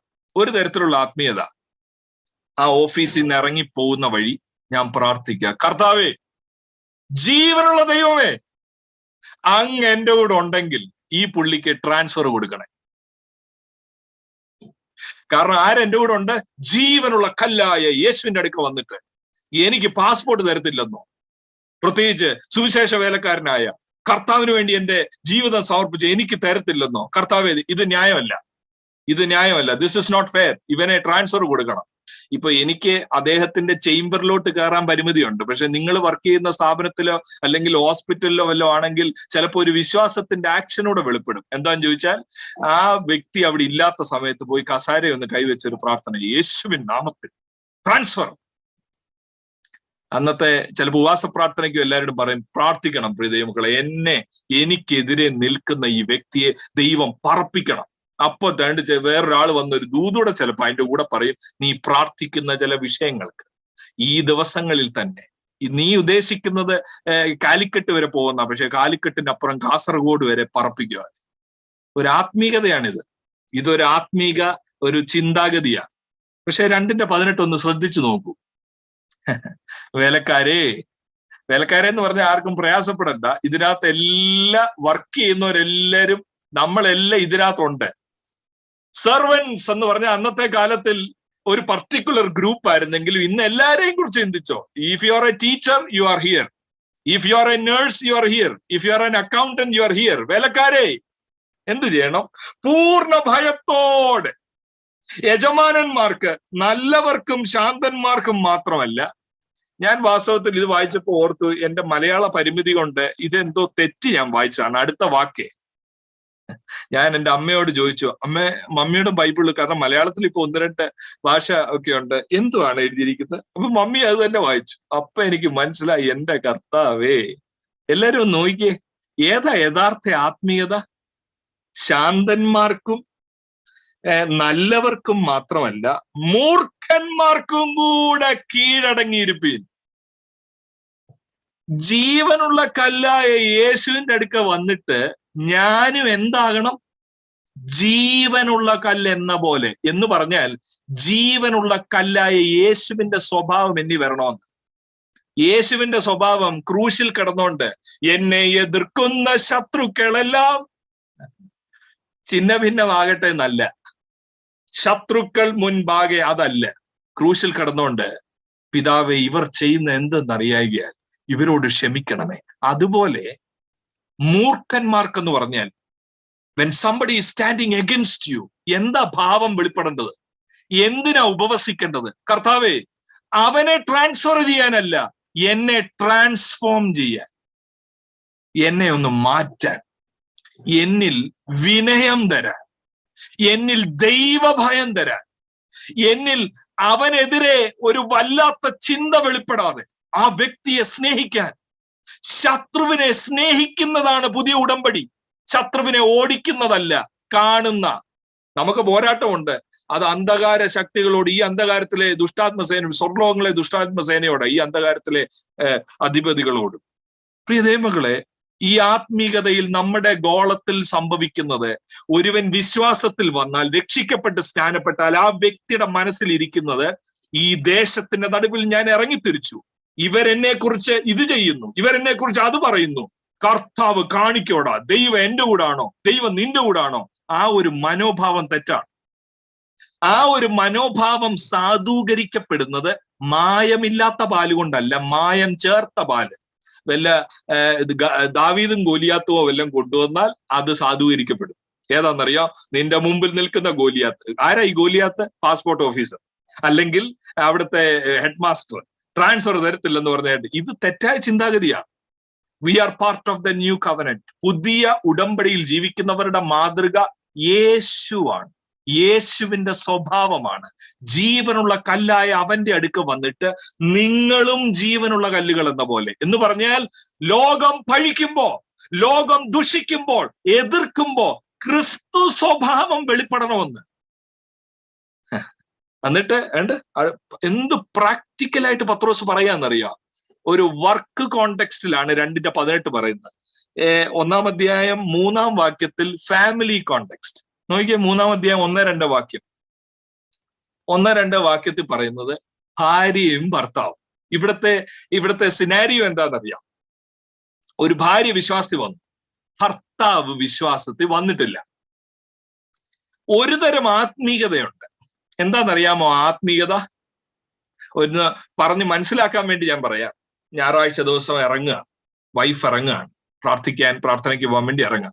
അച്ഛനോടൊന്ന് ചോദിച്ചു, വരുന്നോ എന്റെ കൂടെ ഇന്ന്? അപ്പൊ പുള്ളി വളരെ പരിഹാസപൂർവ്വം പറയും, അങ്ങ് തന്നെ പോയിക്കാട്ട്, എന്നെ ഇതിനകത്തൊന്നും കൊണ്ടുവരാൻ നോക്കണ്ട, തന്നെ വേണേ പൊക്കോ. അപ്പൊ ഇറങ്ങി വരുന്ന വഴിക്ക് ഒരു നെടുവീർപ്പും ഒരിതും, എന്നിട്ട് വന്ന് പ്രാർത്ഥിച്ച് എല്ലാരോടും പറഞ്ഞു, എന്റെ അച്ഛന് ഇങ്ങനെയുള്ള കർത്താവ് ഒരു പിടി പിടിക്കണം. എന്തോ പിടിക്കണം? ഒരു പിടി. തിരിച്ച് വീട്ടിൽ വന്നപ്പോ കോളിംഗ് ബെല്ലടിച്ചു, പക്ഷെ ആരും അനങ്ങുന്നില്ല വീട്ടിൽ. അപ്പൊ ഒരു വ്യാകുലത, എന്തോ ഇത്? അപ്പൊ അതുകൊണ്ട് പെതുക്കെ അച്ഛൻ വരുന്നു, നൊണ്ടി വരുന്നു. ഭാര്യ ചോദിച്ചു, എന്തോ പറ്റിയച്ചാ? നിങ്ങൾ അങ്ങോട്ട് ഇറങ്ങിപ്പോയ വഴിക്ക് തിരിച്ച് ഞാനിങ്ങോട്ട് കയറി ഈ കസാരയിലോട്ടിരുന്നതാണ്, താഴെ വീണു. ഒരു ചിരിയാണ്. എന്തോ ചിരിയാന്ന് ചോദിച്ചാൽ ഒരു പുച്ഛമായിട്ടുള്ളൊരു ചിരി. ഞാൻ പറഞ്ഞതല്ലേ മര്യാദക്ക് എന്റെ കൂടെ വരാൻ, ഇനി ഇത് തുടങ്ങിയിട്ടേ ഉള്ളൂ, ഒരു പിടി പിടിക്കും. ഈ ഭർത്താവ് എന്റെ മനസ്സിൽ എന്താ സംഭവിക്കാൻ പോകുന്നതെന്നറിയാം? യേശുവിനെ അല്ല കണ്ടത്. അപ്പോൾ യേശുവിനെ അല്ല കണ്ടത്, കുറച്ചുകൂടെ മനസ്സ് വൈരാഗ്യത്തോടെ. എന്താ 3-ാം അധ്യായം 1-2 വാക്യത്തിൽ പറയുന്നത്? ഇത് ഞാൻ എങ്ങൊന്നും കൊണ്ടുവന്നതല്ല, അയിരൂന്നോ ബാംഗ്ലൂരിൽ നിന്നോ ഇപ്പൊ രാവിലെ എടുത്തോണ്ട് വന്നതല്ല. എന്താ ഇവിടെ? ഭാര്യമാര് നിങ്ങളുടെ ഭർത്താക്കന്മാർക്ക് കീഴടങ്ങിയിരിപ്പീൻ, അവരിൽ വല്ലവരും, ഭർത്താക്കന്മാരിൽ വല്ലവരും അനുസരിക്കാത്ത പക്ഷം ഭയത്തോടുകൂടിയ നിങ്ങളുടെ നിർമ്മലമായ നടപ്പ് കണ്ടറിഞ്ഞ് വചനം കൂടാതെ ഭാര്യമാരുടെ നടപ്പിനാൽ ചേർന്ന് വരുവാനിടയാവും. What is true spirituality? ആ ഭാര്യയിൽ വെളിപ്പെടേണ്ടത് ജീവനുള്ള കല്ലായ യേശുവിന്റെ സ്വഭാവമാണ്. കാരണം നമ്മളും ജീവനുള്ള കല്ലുകൾ എന്ന പോലെ ആകണം. ഭർത്താവ് പരിഹസിക്കുന്നെങ്കിൽ, അല്ല ഇത് ആരെങ്കിലും പാസ്റ്റർക്ക് അറിയാമോ ഇത് പ്രാക്ടീസ് ചെയ്തവര്? വളരെ താഴ്മയോടെ ഞാൻ എന്റെ കുടുംബത്തെ തന്നെയാണ് നോക്കുന്നത്. എന്റെ ഫാദർ പെന്റക്കോസ്റ്റൽ സമൂഹത്തിലേക്ക് ഗ്രാൻഡ് ഫാദർ വന്നപ്പോൾ എൻ്റെ ഫാദറിന് 4 വയസ്സായിരുന്നു. 4 വയസ്സിൽ വന്നു. ആ സമയത്ത് ഭവനത്തിൽ നിന്ന് പോലും ഇറങ്ങിപ്പോകേണ്ട അങ്ങനെ ഒരു അവസ്ഥയിലാണ് അവർ വന്നത്. വളരെ അധികം പ്രതിസന്ധി. പക്ഷേ എന്തോ എൻ്റെ ഫാദറിന് ആത്മീകത തൊട്ട് തേച്ചിട്ടില്ലായിരുന്നു. എൻ്റെ ഗ്രാൻഡ് ഫാദറിനെ കുറിച്ച് നിത്യതയിൽ പ്രവേശിച്ചു. എന്നാൽ ഇപ്പോഴും പലയിടങ്ങളിൽ പോകുമ്പോൾ എൻ്റെ ഗ്രാൻഡ് ഫാദറിനെ അറിയാവുന്നവർ പറഞ്ഞു, ജോയെ, ഗ്രാൻഡ് ഫാദറിനെ കുറിച്ച് ഞങ്ങൾക്ക് നല്ല ഓർമ്മയുണ്ട്. എന്താ ഓർമ്മയെന്ന് ചോദിച്ചാൽ, കുവൈറ്റിന്റെ പ്രദേശത്തായിരുന്നു. ശനിയാഴ്ച ആകുമ്പോഴത്തേന്, എനിക്ക് തോന്നുന്നു അവിടെ അന്ന് ഫ്രൈഡേ ആയിരിക്കുമല്ലോ, തേഴ്സ്ഡേ ആകുമ്പോഴത്തേന് ഒരു ആരാധനയ്ക്ക് തൊട്ടു മുമ്പുള്ള ദിവസം ഭയങ്കര ആവേശമാണ് അദ്ദേഹത്തിന്. എല്ലാരെയും വിളിച്ചു ചോദിക്കും ആർക്കൊക്കെ വേണം, ഡ്രൈവ് വേണം, എല്ലാരെയും വാഹനമില്ലാത്തവരെ എല്ലാം വാഹനത്തിൽ കയറ്റി കൊണ്ടുവരണം. സഭാ ആരാധനയിൽ ഫസ്റ്റ് റോയിലേ ഇരിക്കത്തുള്ളൂ. അന്നത്തെ കുട്ടികൾ ഇരിക്കുന്നവരുടെ കൂടെ ഫസ്റ്റ് റോയിൽ മുട്ടിന്മേൽ എൻ്റെ വല്യപ്പച്ചന് ഉപയോഗിച്ചിരുന്ന ബൈബിള് ഞാൻ കഴിഞ്ഞ ദിവസം എടുത്തു നോക്കി. എല്ലാം സൈഡിലെല്ലാം എഴുതി വെച്ച് പ്രസംഗങ്ങളൊക്കെ കേട്ട് മനസ്സിലാക്കാനുള്ള അങ്ങനത്തെ ഒരാളാണ്. പക്ഷെ എൻ്റെ ഫാദറിനെ സംബന്ധിച്ച് ഇതൊന്നും ആ വഴിക്കൂടെ പോയില്ല. അയിരൂര് ചർച്ചിൽ കഴിഞ്ഞ ഒരു ദിവസം ഒരാളോട് സംസാരിച്ചപ്പോൾ, ജോയെ, ഫാദറിനെ കുറിച്ച് ഓർക്കുന്നു, ആ ലാസ്റ്റ് റോയിൽ തറയിൽ ഇരിക്കുകയാണല്ലോ, അന്നൊന്നും കസാരയില്ലല്ലോ, തറയിൽ ഇരിക്കുമ്പോ ഏറ്റവും പുറകിലത്തെ റോയിൽ ഈ ചമ്മരപ്പൂട്ടും ഒക്കെ ഇട്ട് ഭിത്തിയോട് ചാരി ആര് പ്രസംഗിക്കട്ടെ, ആര് പാടട്ടെ, എപ്പ തീരും ഇത്, ഏറ്റവും ആദ്യം ഇറങ്ങിപ്പോകുന്ന എൻ്റെ അപ്പൻ. അപ്പോ കല്യാണം കഴിഞ്ഞ സമയത്ത് എൻ്റെ മാതാവിന് വലിയ ഷോക്കായിരുന്നു. ഇതെന്താ ഇങ്ങനെ? കാരണം തോമാച്ചായനെ കുറിച്ച് ഭയങ്കര കേൾവിയാണ്. ഈ എബിയെ കുറിച്ച് ഈ പ്രതീക്ഷിച്ചത് തോമാച്ചായന്റെ മോനെന്നല്ലേ. അപ്പൊ ഇതൊന്നും തൊട്ടു തേക്കാത്ത ഒരാള് ക്രിക്കറ്റ് ബാറ്റും കൊണ്ട് രാവിലെയും വൈകിട്ടും എല്ലാം ഓടുന്നു. സാധാരണ ഒരു മനുഷ്യനെ പോലെ കൂട്ടുകെട്ടിലും എല്ലാ കാര്യങ്ങളിലും ഏർപ്പെട്ട് ജീവിക്കുന്നു. മാതാവ് പല പ്രാവശ്യം പറയുന്നത് ഞാൻ കേട്ടിട്ടുണ്ട്. വലിയ ഷോക്കായി. എന്ത് ചെയ്യണമെന്ന് അറിയത്തില്ല. ആരോടെല്ലാം ഫോൺ ചെയ്ത് പറയണോ, നമ്മൾ ഉദ്ദേശിക്കുന്ന ആളല്ല ഇത്, എനിക്കൊരു അബദ്ധം പറ്റി, ഇങ്ങനെയാണോ? മാതാവ് ചെയ്തത് തന്നെ പ്രാർത്ഥിക്കാൻ തുടങ്ങി. ക്രിസ്തു സ്വഭാവം കാണിക്കാൻ തുടങ്ങി. ആ വീട്ടിൽ സ്നേഹിക്കാൻ തുടങ്ങി, കീഴ്പ്പെടാൻ തുടങ്ങി. ഈ 3-ാം അധ്യായം 1-2 വാക്യം വായിക്കുമ്പോൾ അത് നല്ലതായി ആവിഷ്കരിക്കപ്പെട്ട ഒരു കുടുംബത്തിൽ നിന്നുകൊണ്ടാണ് ഞാൻ ഇവിടെ പറയുന്നത്. അല്ല, ഇതൊന്നും നടക്കാത്ത കാര്യങ്ങളായിട്ടല്ല. സ്വന്തം വീട്ടിൽ എൻ്റെ അമ്മ പറഞ്ഞില്ല ഇങ്ങനെയാ സംഭവം, ആത്മീകത എന്നുള്ളത് വഴിക്ക് പോകാത്തൊരു വ്യക്തിയാ എന്ന് പറഞ്ഞില്ല. കല്യാണം ആലോചിച്ചവരോട് പറഞ്ഞില്ല. സ്നേഹിച്ചു. എൻ്റെ അപ്പൻ വരാൻ നോക്കിയിരിക്കും, ബൈബിൾ വായിക്കും, ഒരു സൈഡിൽ ഇരുന്ന് പ്രാർത്ഥിക്കും. ഇതിനൊന്നും എതിരല്ല, പക്ഷെ ഇതിന് താല്പര്യമില്ല. ഇതല്ല അദ്ദേഹത്തെ നയിച്ചത്.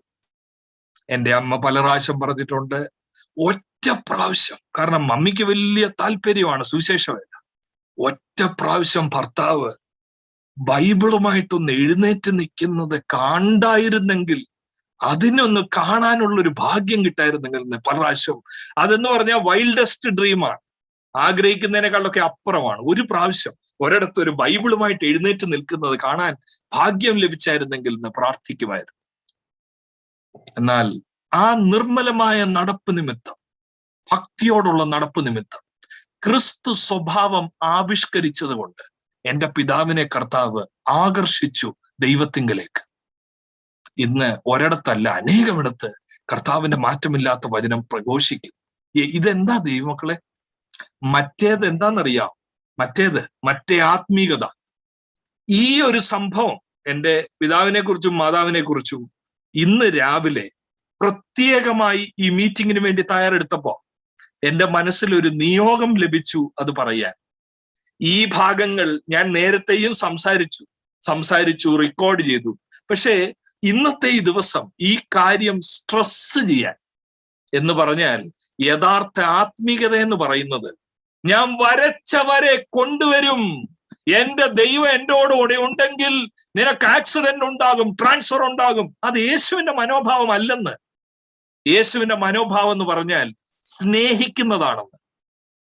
2-ാം അധ്യായം 1 നോക്കി, 5 കൂട്ടം കാര്യം അവിടെ പറഞ്ഞിട്ടുണ്ട്. 1 പത്രോസ് 2:1 അവിടെ എന്താണെന്നറിയോ കാണുന്നത്? ഈ അനുഗ്രഹിക്കപ്പെട്ട വീണ്ടും ജനിക്കപ്പെട്ട ഈ സഭയിൽ ഈ 5 കൂട്ടം കാര്യങ്ങൾക്ക് സ്ഥാനമുണ്ടോ ദൈവമക്കളെ? എന്താ ഈ 5 കൂട്ടം കാര്യം എന്നറിയാമോ? പത്രോസ് പറയുന്നത് സകല ദുഷ്ടതയും, എല്ലാ ചതിവും, വ്യാജഭാവവും, അസൂയയും, എല്ലാ നുണയും. ഇതൊരു ആത്മീകതയുടെ ഫലമാണ്. ആവർത്തിക്കാം, ഈ ദുഷ്ടത ചില ആത്മീകതയുടെ ഫലമാണ്. ഏത് ആത്മീകതയുടെ എന്നറിയാം? രാവിലെ സങ്കീർത്തനം വായിച്ചു, അപ്പൊ കിട്ടി ശത്രുവിന്റെ കാര്യം. പിന്നെ ദാവീദും ഗോലിയാത്തൂടെ കിട്ടി, പിന്നെ ഏലിയാവൂടെ കിട്ടി. അപ്പോ മനസ്സങ്ങ് ഉണർന്നു. മനസ്സുണർന്നപ്പോ മനസ്സിൽ വന്ന ഒരു ഭാവമുണ്ട്, അയൽവക്കക്കാരാ നീ എന്നെ ഉപദ്രവിക്കുക അല്ലേ? ദുഷ്ടത വന്നുള്ളിൽ. ദുഷ്ടത എന്ന് പറഞ്ഞാൽ എന്താണെന്നറിയാം? Simple definition, you want to see their failure. അവര് തകരുന്നത് കാണണം, അവരുടെ വണ്ടി ഇടിക്കുന്നത് കാണണം. അയ്യോ പാസ്റ്ററെ എന്തോ പറയുന്ന, പഴയ നിയമം വേണ്ടാന്നാണോ? അയ്യോ, പഴയ നിയമം വേണ്ടാന്ന് ആരെങ്കിലും പഠിപ്പിക്കോ പ്രസംഗിക്കോ ചെയ്താൽ അദ്ദേഹം ഫോൾസ് ടീച്ചറാണ്, ഹെററ്റിക് ആണ്, ദുരുപദേഷ്ടകനാണ്. സഭയിൽ സ്ഥാനമില്ല. എല്ലാ തിരുവഴുത്തും ദൈവശാസ്ത്രികമാണ്. ദാവീദും ഗോലിയാത്തിന്റെയും സംഭവം നമുക്കും ഉള്ളതാണ്. പക്ഷേ യേശുവിലൂടെ കാണാവൂ ആ അനുഭവങ്ങൾ, യേശുവിലൂടെ വായിക്കാവൂ പഴയ നിയമം. ലൂക്കോസിന്റെ സുവിശേഷം 24 ഓർക്കുന്നുണ്ടോ? എമ്മോസിലേക്ക് പോയ ശിഷ്യന്മാർ എല്ലാം വായിച്ചു പഠിച്ചു. പക്ഷേ യേശു അതൊക്കെ പറഞ്ഞപ്പോ അടുത്തേർ നടന്നപ്പോ അയ്യോ നമ്മുടെ ഉള്ളം കത്തി. 2 കൊരിന്ത്യർ 3:18 വായിച്ചിട്ടുണ്ടോ? യേശുവിനെ കൂടാതെ ആ പുസ്തകങ്ങൾ വായിച്ചോണ്ടിരുന്നാൽ ഒരു മൂടുപടം കിടക്കുമെന്ന്. ക്രിസ്തുവിങ്കിലേക്ക് തിരിയുമ്പോൾ മൂടുപടം നീങ്ങി കാണാൻ കഴിയും യേശുവിനെ, യേശുവിന്റെ തത്വങ്ങളെ. ഈ ദുഷ്ടതയും വ്യാജഭാവം എന്ന് പറഞ്ഞാൽ എന്താണെന്നറിയാം? അയ്യോ, ഇതിന്റെ വേഴ്സ്റ്റ് ഫോം എന്താണെന്നറിയാം? അയൽവക്കക്കാരനോടുള്ള പ്രശ്നം പോട്ട്, സ്വന്തം സഭയിൽ എനിക്ക് ഭയമാണ് ചില വാക്കുകൾ പറയുന്നത്, പക്ഷേ അത് പറഞ്ഞാലേ നമുക്ക് മനസ്സിലാകത്തുള്ളൂ. സ്വന്തം സഭയിൽ മത്സരിച്ചു. അയ്യോ, മത്സരം എന്തുവാന്നുള്ളത് നമുക്കറിയാം. ആഭിചാര ദോഷം പോലെ എന്നൊക്കെ പറയും, പക്ഷെ അതൊന്നും അറിയുന്നില്ല. മത്സരിച്ചു. ആരായി? സെക്രട്ടറിയായി മത്സരിച്ചു. പക്ഷേ തോറ്റുപോയ ദിവസം മുതൽ മനസ്സിൽ ഇങ്ങനെ അദുഷ്ടത, ചതിവ്. വ്യാജഭാവം എന്ന് പറഞ്ഞാൽ എന്താണെന്നറിയാം? ജയിച്ച ആളിനെ അന്ന് കയറി നിന്നങ്ങ് പറഞ്ഞു, അന്ന് സ്റ്റേജിൽ നിന്നുകൊണ്ട് പറഞ്ഞു, കർത്താവിനാൽ ആക്കപ്പെടുന്നവരാകണം, എനിക്കിതിനകത്ത് ഒരു പ്രയാസവുമില്ല, ദൈവനാമം മഹത്വപ്പെടട്ടെ. എല്ലാരും കൈയടിച്ചു, കാരണം അച്ഛൻ ഇത്ര വിശാലതയുണ്ടല്ലോ. പക്ഷേ ഉള്ളിൽ അന്ന് മുതൽ കൊണ്ട് നടക്കുക ഗ്രഡ്ജ്. എന്നെ തോപ്പിച്ചല്ലേ, എന്നെ അപമാനിച്ചല്ലേ. വ്യാജഭാവം എന്ന് പറഞ്ഞാൽ എന്താണെന്നറിയോ? ഇതെല്ലാം ഉള്ളിലിരിക്കുമ്പോ, പാൻഡമിക് കഴിഞ്ഞിട്ട് കർത്താവിന്റെ വരവ് താമസമെങ്കിൽ നമ്മളൊക്കെ തിരിച്ച് ഹോളി ചെല്ലത്തില്ലേ? ഹോളി ചെല്ലുന്ന സമയത്ത് കൈ കൊടുത്ത് നല്ല ക്ഷീണിച്ചെന്ന് തോന്നല്ലോ. വളരെ സ്നേഹത്തോടെ പറയുക, ക്ഷീണിച്ചെന്ന് തോന്നല്ലോ, ഷുഗർ വല്ലതും ഉണ്ടോ ടെസ്റ്റ് ചെയ്യണേ. ഉള്ളിൽ എന്താണെന്നറിയോ? നീ അധികം പോത്തില്ല, കാരണം എന്നോട് നീ മത്സരിച്ചു. ഇത് ഞാൻ ചുമ്മാ കുറെ കാര്യങ്ങൾ പറയല്ല, ഇത് യാഥാർത്ഥ്യങ്ങളാണ്. യാഥാർത്ഥ്യങ്ങൾ. ഒരു സഭയിൽ പോലും ഐക്യമത്യപ്പെടാൻ ഒക്കാത്തവർ രക്ഷിക്കപ്പെട്ടു, സ്നാനപ്പെട്ടു. 1-ാം അധ്യായം 22-ാം വാക്യത്തിൽ പത്രോസ് പറയുന്നത് എന്താണെന്നറിയാം? നിർവ്യാജ്യ സഹോദര പ്രീതിക്ക് വേണ്ടിയാണ് നമ്മളെ നിർമ്മലീകരിച്ചിരിക്കുന്നത്, അല്ലാതെ തെറ്റായ ഒരു ആത്മീകതയിൽ പിടിക്കപ്പെടരുത്. നിർവ്യാജ്യ സഹോദര പ്രീതിക്കായി നിർമ്മലീകരിച്ചിരിക്കുന്നു. വ്യാജഭാവം വെളിപ്പെടരുത്. പിന്നെ ഏത് ഭാവം വെളിപ്പെടണം?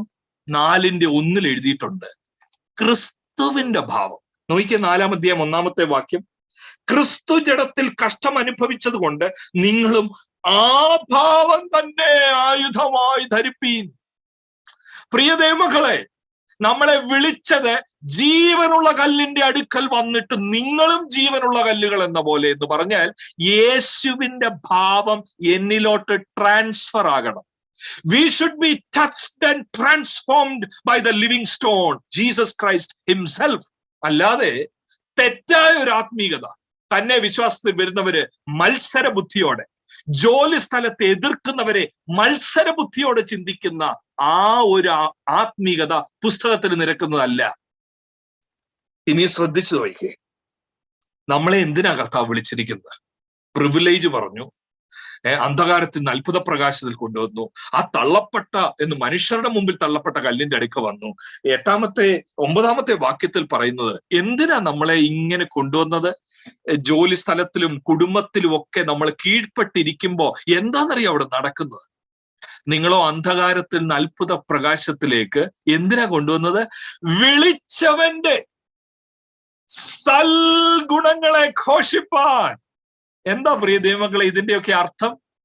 വിളിച്ചവന്റെ സൽഗുണങ്ങളെ ഘോഷിക്കാൻ എന്ന് പറഞ്ഞാൽ അതിന്റെ അർത്ഥം മനസ്സിലാകണമെങ്കിൽ ചില ഇംഗ്ലീഷ് പരിഭാഷകൾ പറയുന്നതിൽ ക്ഷമിക്കണം. ചില വാക്കുകളിൽ നിന്ന് അർത്ഥം ഒന്ന് ഉൾക്കൊള്ളാൻ വേണ്ടിയാണ്. ഇംഗ്ലീഷ് പരിഭാഷകളിൽ ചിലത്, പ്രത്യേകിച്ച് പാരഫ്രൈസ്ഡ് വേർഷൻസ് നല്ലതായിട്ട് അതിനെ പറഞ്ഞിട്ടുണ്ട്. You are called to broadcast the moral character, the excellencies of Jesus. എന്തിനാ നമ്മളെ വിളിച്ചത്? To broadcast. വേറൊരു ട്രാൻസ്ലേഷൻ പറഞ്ഞിരിക്കുന്നത് ടു ഡെമോൺസ്ട്രേറ്റ്. എയർക്രാഫ്റ്റിൽ യാത്ര ചെയ്യുന്നവർ കണ്ടിട്ടുണ്ടല്ലോ, എയർക്രാഫ്റ്റിൽ കയറി ഇരിക്കുമ്പോൾ എയർ ഹോസ്റ്റസ് മുമ്പിൽ ചെന്ന് ഡെമോ കാണിക്കും, safety features. when there is a sudden turbulence, ഇത് വരും അത് വരും, ഫ്രണ്ടിൽ നിന്നുകൊണ്ട് ഡെമോൺസ്ട്രേറ്റ്. എന്നെയും നിങ്ങളെയും ദൈവം വിളിച്ചിരിക്കുന്നത്, നിങ്ങളുടെ ദേശത്ത് നിന്നും കർത്താവ് അടർത്തിയെടുത്തിരിക്കുന്നത് നമ്മുടെ സമ്പത്തിന്റെ മഹത്വം കാണിക്കാനല്ല, വിളിച്ചയാടെ ഗുണം, വിളിച്ചയാടെ ക്യാരക്ടർ, വിളിച്ചയാടെ സ്വഭാവം വെളിപ്പെടുത്താൻ. അനുദിന ജീവിതത്തിൽ, കുടുംബത്തിലൂടെ, ശുശ്രൂഷകന്മാരിലൂടെ. ഇത് പ്രസംഗത്തെ കുറിച്ചല്ല ഈ പറയുന്നത്. ഘോഷിക്കുക, ഡിക്ലെയർ എന്ന് പറഞ്ഞാൽ ടു ഡെമോൺസ്ട്രേറ്റ്, ടു ബ്രോഡ്കാസ്റ്റ്. ഇനി നോക്കണം, ആ 9-ാമത്തെ വാക്യത്തിൽ വിളിച്ചവന്റെ സൽഗുണം എന്നുള്ള പദം നമ്മൾ ഒന്ന് ചിന്തിച്ച് 1-2 വാക്യങ്ങളുടെ ഓർപ്പിച്ച് പ്രാർത്ഥിക്കാനാ താല്പര്യപ്പെടുന്നത്. എന്താ ഈ സൽഗുണം? വിളിച്ചാടെ സൽഗുണം എന്താ? അത് നല്ല ശതമാനം ആൾക്കാർക്കും വലിയ പിടിയില്ല. പത്രോസ് 2-ാം ലേഖനം എഴുതുമ്പോ 1-ാം അധ്യായം 3-ാം വാക്യത്തിൽ ഇതേ പദം ഉപയോഗിച്ചിരിക്കുന്നു. പക്ഷെ മലയാളത്തിൽ വേറൊരു പദമാണ് അവിടെ കാണുന്നത്. മൂലപദത്തിൽ ഒരേ പദമാണ്. വിളിച്ചവന്റെ സൽഗുണമാണ് നമ്മൾ ഘോഷിക്കേണ്ടത്. എന്താ 1-ാം അധ്യായം 3-ൽ 2 പത്രോസ് 1-3 തന്റെ മഹത്വത്താലും, അടുത്ത പദം എന്താ? എല്ലാരും ഒന്ന് നോക്കിയേ. തന്റെ മഹത്വത്താലും വീര്യത്താലും. ആ വീര്യത്തിന് ഉപയോഗിച്ചിരിക്കുന്ന പദം സൽഗുണം എന്നുള്ള പദമാണ്. കാരണം അല്ലെങ്കിൽ നമ്മൾ ഈ മലയാളത്തില് തന്റെ മഹത്വത്താലും വീര്യത്താലും എന്ന് പറഞ്ഞാൽ നമ്മുടെ മനസ്സിൽ വരുന്ന ആ ശക്തി, ആ പ്രഭാവം. പക്ഷെ you know what? English translation നോക്കിയേ, out of his glory and goodness. His goodness. നമ്മളെ വിളിച്ച ആക്ക് സ്വഭാവ ഗുണമുണ്ട്. ആ ജീവനുള്ള കല്ലിന് ചില ഗുണങ്ങളുണ്ട്. എന്താണെന്നറിയാമോ ആ ഗുണം? ആ ഗുണം നിസ്വാർത്ഥമായിട്ടുള്ള ഗുണമാണ്. സ്വാർത്ഥത ഇല്ലാത്ത ആളാണ്, കീഴ്പ്പെട്ടയാളാണ്. 1 പത്രോസ് 2-ന്റെ 22-ാമത്തെ വാക്യം എങ്ങനെ വായിക്കാതിരിക്കാൻ ഒക്കും? 2-ന്റെ 22. അവൻ പാപം ചെയ്തിട്ടില്ല, അവന്റെ വായിൽ വഞ്ചന ഒന്നും ഉണ്ടായിരുന്നില്ല. നമ്മളെ വിളിച്ചയാടെ ഗുണമാ കേട്ടോ, വായിൽ വഞ്ചന ഒന്നുമില്ല. പക്ഷെ വിശ്വാസികളുടെ വായിൽ എന്തോ ഉണ്ട്? അധരത്തിൽ എന്തോ ഉണ്ട്? 2-ന്റെ 1-ൽ സകല ദുഷ്ടതയും എല്ലാ ചതിവും. വിശ്വാസിയുടെ അധരത്തിൽ ചതിവുണ്ട്, പക്ഷെ വിളിച്ചാടെ അധരത്തിലോ അവൻ പാപം ചെയ്തിട്ടില്ല, അവന്റെ വായിൽ വഞ്ചന ഒന്നും ഉണ്ടായിരുന്നില്ല, തന്നെ ശകാരിച്ചിട്ട് എന്തോ ചെയ്തില്ല. നമ്മളെ വിളിച്ചാടെ ഗുണം എന്താ? എന്നെ എതിർക്കുന്ന ശത്രു എല്ലാം ഇപ്പൊ താഴെ വീഴട്ടെ എന്ന് പറയുന്ന ഗുണമല്ലത്. തന്നെ ശകാരിച്ചിട്ട് പകരം ശകാരിക്കാത്ത ഒരു ഗുണം, ഒരു ക്യാരക്ടർ, ഒരു മോറൽ എക്സലൻസ്. ഇതൊക്കെ കാണുന്നുണ്ടോ ദൈവമക്കളെ? 3-ാം അധ്യായം 1 പത്രോസ് 3-ന്റെ 9 എന്താ എഴുതിയിരിക്കുന്നത്? കഷ്ടത്തിലൂടെ പോകുന്നവരോട് പത്രോസ് പറയുക, ശകാരത്തിന് പകരം ശകാരം ചെയ്യാതെ, ദോഷത്തിന് ദോഷവും ശകാരത്തിന് പകരം ശകാരം ചെയ്യാതെ നിങ്ങൾ അനുഗ്രഹം അനുഭവിക്കേണ്ടതിന് വിളിക്കപ്പെട്ടത് കൊണ്ട് അനുഗ്രഹിക്കുന്നവരായിരിക്കും. നമ്മളെ എതിർക്കുന്ന അയൽവക്കക്കാരനെ കുറിച്ച് മുറിക്കകത്ത് കയറി ഡോർ അടച്ച് പ്രാർത്ഥിക്കുമ്പോ എന്താ പ്രാർത്ഥിക്കേണ്ടത്? ദോഷത്തിന് പകരം ദോഷം ചെയ്യുന്നതല്ല യഥാർത്ഥ ആത്മീയത, അതല്ല ജീസസ് മോഡൽ. ശകാരത്തിന് പകരം ശകാരം ചെയ്യാത്ത യേശുവിന്റെ ക്വാളിറ്റി എന്നിലും നിങ്ങളിലും വെളിപ്പെടാനാണ് പരിശുദ്ധാത്മാവിനെ നമ്മളിൽ പകർന്നിരിക്കുന്നത്. പരിശുദ്ധാത്മാവിനെ നമ്മളിൽ പകർന്നിരിക്കുന്നത് കുറച്ച് ശബ്ദ കോലാഹലം ഉണ്ടാക്കാനല്ല, ഈ സൂപ്പർ നാച്ചുറൽ റെസ്പോൺസ് വെളിപ്പെടാൻ. നാച്ചുറൽ റെസ്പോൺസ് എന്താണെന്നറിയാം? ഒരാള് ഉപദ്രവിച്ചാൽ തിരിച്ചുപദ്രവം നിരൂപിക്കും, അതാ നാച്ചുറൽ റെസ്പോൺസ്. പക്ഷെ സൂപ്പർ നാച്ചുറൽ റെസ്പോൺസ് എന്ന് പറഞ്ഞാൽ ജീവനുള്ള കല്ലിന്റെ സ്വഭാവം ഈ കല്ലിലും വെളിപ്പെടുക. നമ്മളും ജീവനുള്ള കല്ലുകൾ എന്ന പോലെ യേശുവിനെ പോലെ ആയിത്തീരുക എന്ന്. വിളിച്ചയാടെ ഗുണം, വിളിച്ചവന്റെ സൽഗുണം എന്ന് പറഞ്ഞാൽ നിസ്വാർത്ഥമായ, ദോഷത്തിന് ദോഷം പകരം ചെയ്യാത്ത, ശകാരത്തിന് പകരം ശകാരം പകരം ചെയ്യാത്ത, വഞ്ചന ഒന്നുമില്ലാത്ത ആ ഗുണം. പ്രിയമക്കളെ, നമ്മുടെയൊക്കെ സഭകളിൽ മുഴങ്ങുന്നത് ഇങ്ങനെ ഉള്ള ആത്മീയതയ്ക്ക് യോഗ്യമായ വചന ശുശ്രൂഷകളാണോ? ശോധന ചെയ്യൂ. നമ്മുടെയൊക്കെ തലയിൽ കയറി കൂടിയിരിക്കുന്ന സങ്കല്പങ്ങൾ ഈ യേശുവിനെ പോലെ നമ്മളെ ആക്കുന്നതാണോ? നിസ്വാർത്ഥരും സ്നേഹമുള്ളവരും. അയ്യോ നോക്കിക്കേ, 3-ാം അധ്യായം 8-ാം വാക്യം, 1 പത്രോസ് 3:8. ഇതാ വിളിച്ചയാടെ സൽഗുണം കേട്ടോ. 3:8 തീർച്ചയ്ക്ക്, 3:8 ഇംഗ്ലീഷ് തുടങ്ങും. ഫൈനലി, തീർച്ചയ്ക്ക്. നോക്കിക്കേ, എല്ലാവരും ഐക്യമത്യവും. ഐക്യമത്യം ഈ IPC പാലക്കാട് നോർത്ത് സെൻട്രലിലെ എല്ലാവരുമേ ഈ കമ്പൈൻഡ് വർഷിപ്പിൽ നമ്മുടെ ഹൃദയം ഒന്നാകട്ടെ, നമ്മുടെ മനസ്സൊന്നാകട്ടെ, ഐക്യമത്യവും. അടുത്ത എന്താണെന്നറിയോ? പലർക്കും ഇല്ലാത്തതാ സഹതാപവും, സിംപത്തി. എന്തോ ഇത് പറഞ്ഞാൽ? ഒരാടെ മകൻ, ഒരാടെ മകൾ ഒരൽപ്പം കർത്താവിന്റെ വഴി വിട്ടു എന്ന് കരുതുക. ചിലപ്പോ പാസ്റ്ററുടെ മകനായിരിക്കാം, അല്ല പാസ്റ്റർ മകളായിരിക്കാം. അല്പം നമുക്ക് ഉൾക്കൊള്ളാൻ വയ്യാത്ത രീതിയിലാകുന്നു. എന്ത് ചെയ്യും പ്രിയമക്കളെ? നമ്മള് അന്നേ തോന്നിയതാണ്, പുള്ളിയുടെ ആ പ്രസംഗമൊക്കെ കേട്ടപ്പോഴേ തോന്നിയതാണ്, എടാ ഇതാദ്യം മുമ്പോട്ട് പോകത്തില്ല. എന്താ സാധാരണ ചെയ്യുന്നതെന്നറിയോ? വേദനിക്കുന്നവരുടെ വേദന കൂട്ടുക. ഓൾറെഡി മുറിവ് പറ്റിയിരിക്കുക, അതിനകത്ത് കുറച്ചുകൂടെ ഈ മുളക് പൊടി തേക്കുന്ന പോലെ 2 പേരോട് ഫോണൂടെ ചെയ്ത് പറയും, അറിഞ്ഞായിരുന്നോ നമ്മുടെ പാസ്റ്ററുടെ മോന്റെ കാര്യം? അന്ന് അറിഞ്ഞില്ല, ഞാനായിട്ട് പറയുന്നില്ല. ഇത് പറഞ്ഞതിനും അതിനപ്പുറത്തേനും തുല്യമാണ്. മനസ്സിലാകുന്നില്ലേ? അങ്ങനെ അതുകൊണ്ട് തീർന്നില്ല, ആദ്യത്തെ ഫോൺ കൊണ്ട് തീർന്നില്ല. അവരുടെ നമ്പറുടെ തന്നെ അവരറിഞ്ഞോന്നും നോക്കട്ടെ. എല്ലാരെയും അറിയിക്കാനുള്ളൊരു നിയോഗം അല്ലേ? ചെക്ക് ചെയ്യൂ spirituality. What is our spirituality?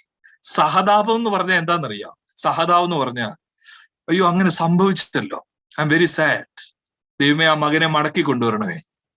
അയ്യോ അത് എന്റെ വീട്ടിൽ സംഭവിക്കായിരുന്നു, ഞാൻ അവര് സൺഡേ സ്കൂളിൽ വിട്ടത് കൊണ്ടൊന്നും അല്ല എന്റെ ആള് പോകാതിരുന്നത്, അവന് അതിനെക്കാട്ടി മിടുക്കനായിരുന്നു, അവൻ അതിനെക്കാട്ടി സൺഡേ സ്കൂൾ പഠിച്ചവനാ, എന്റെ വീട്ടിൽ നടക്കാമായിരുന്നു ഇത്.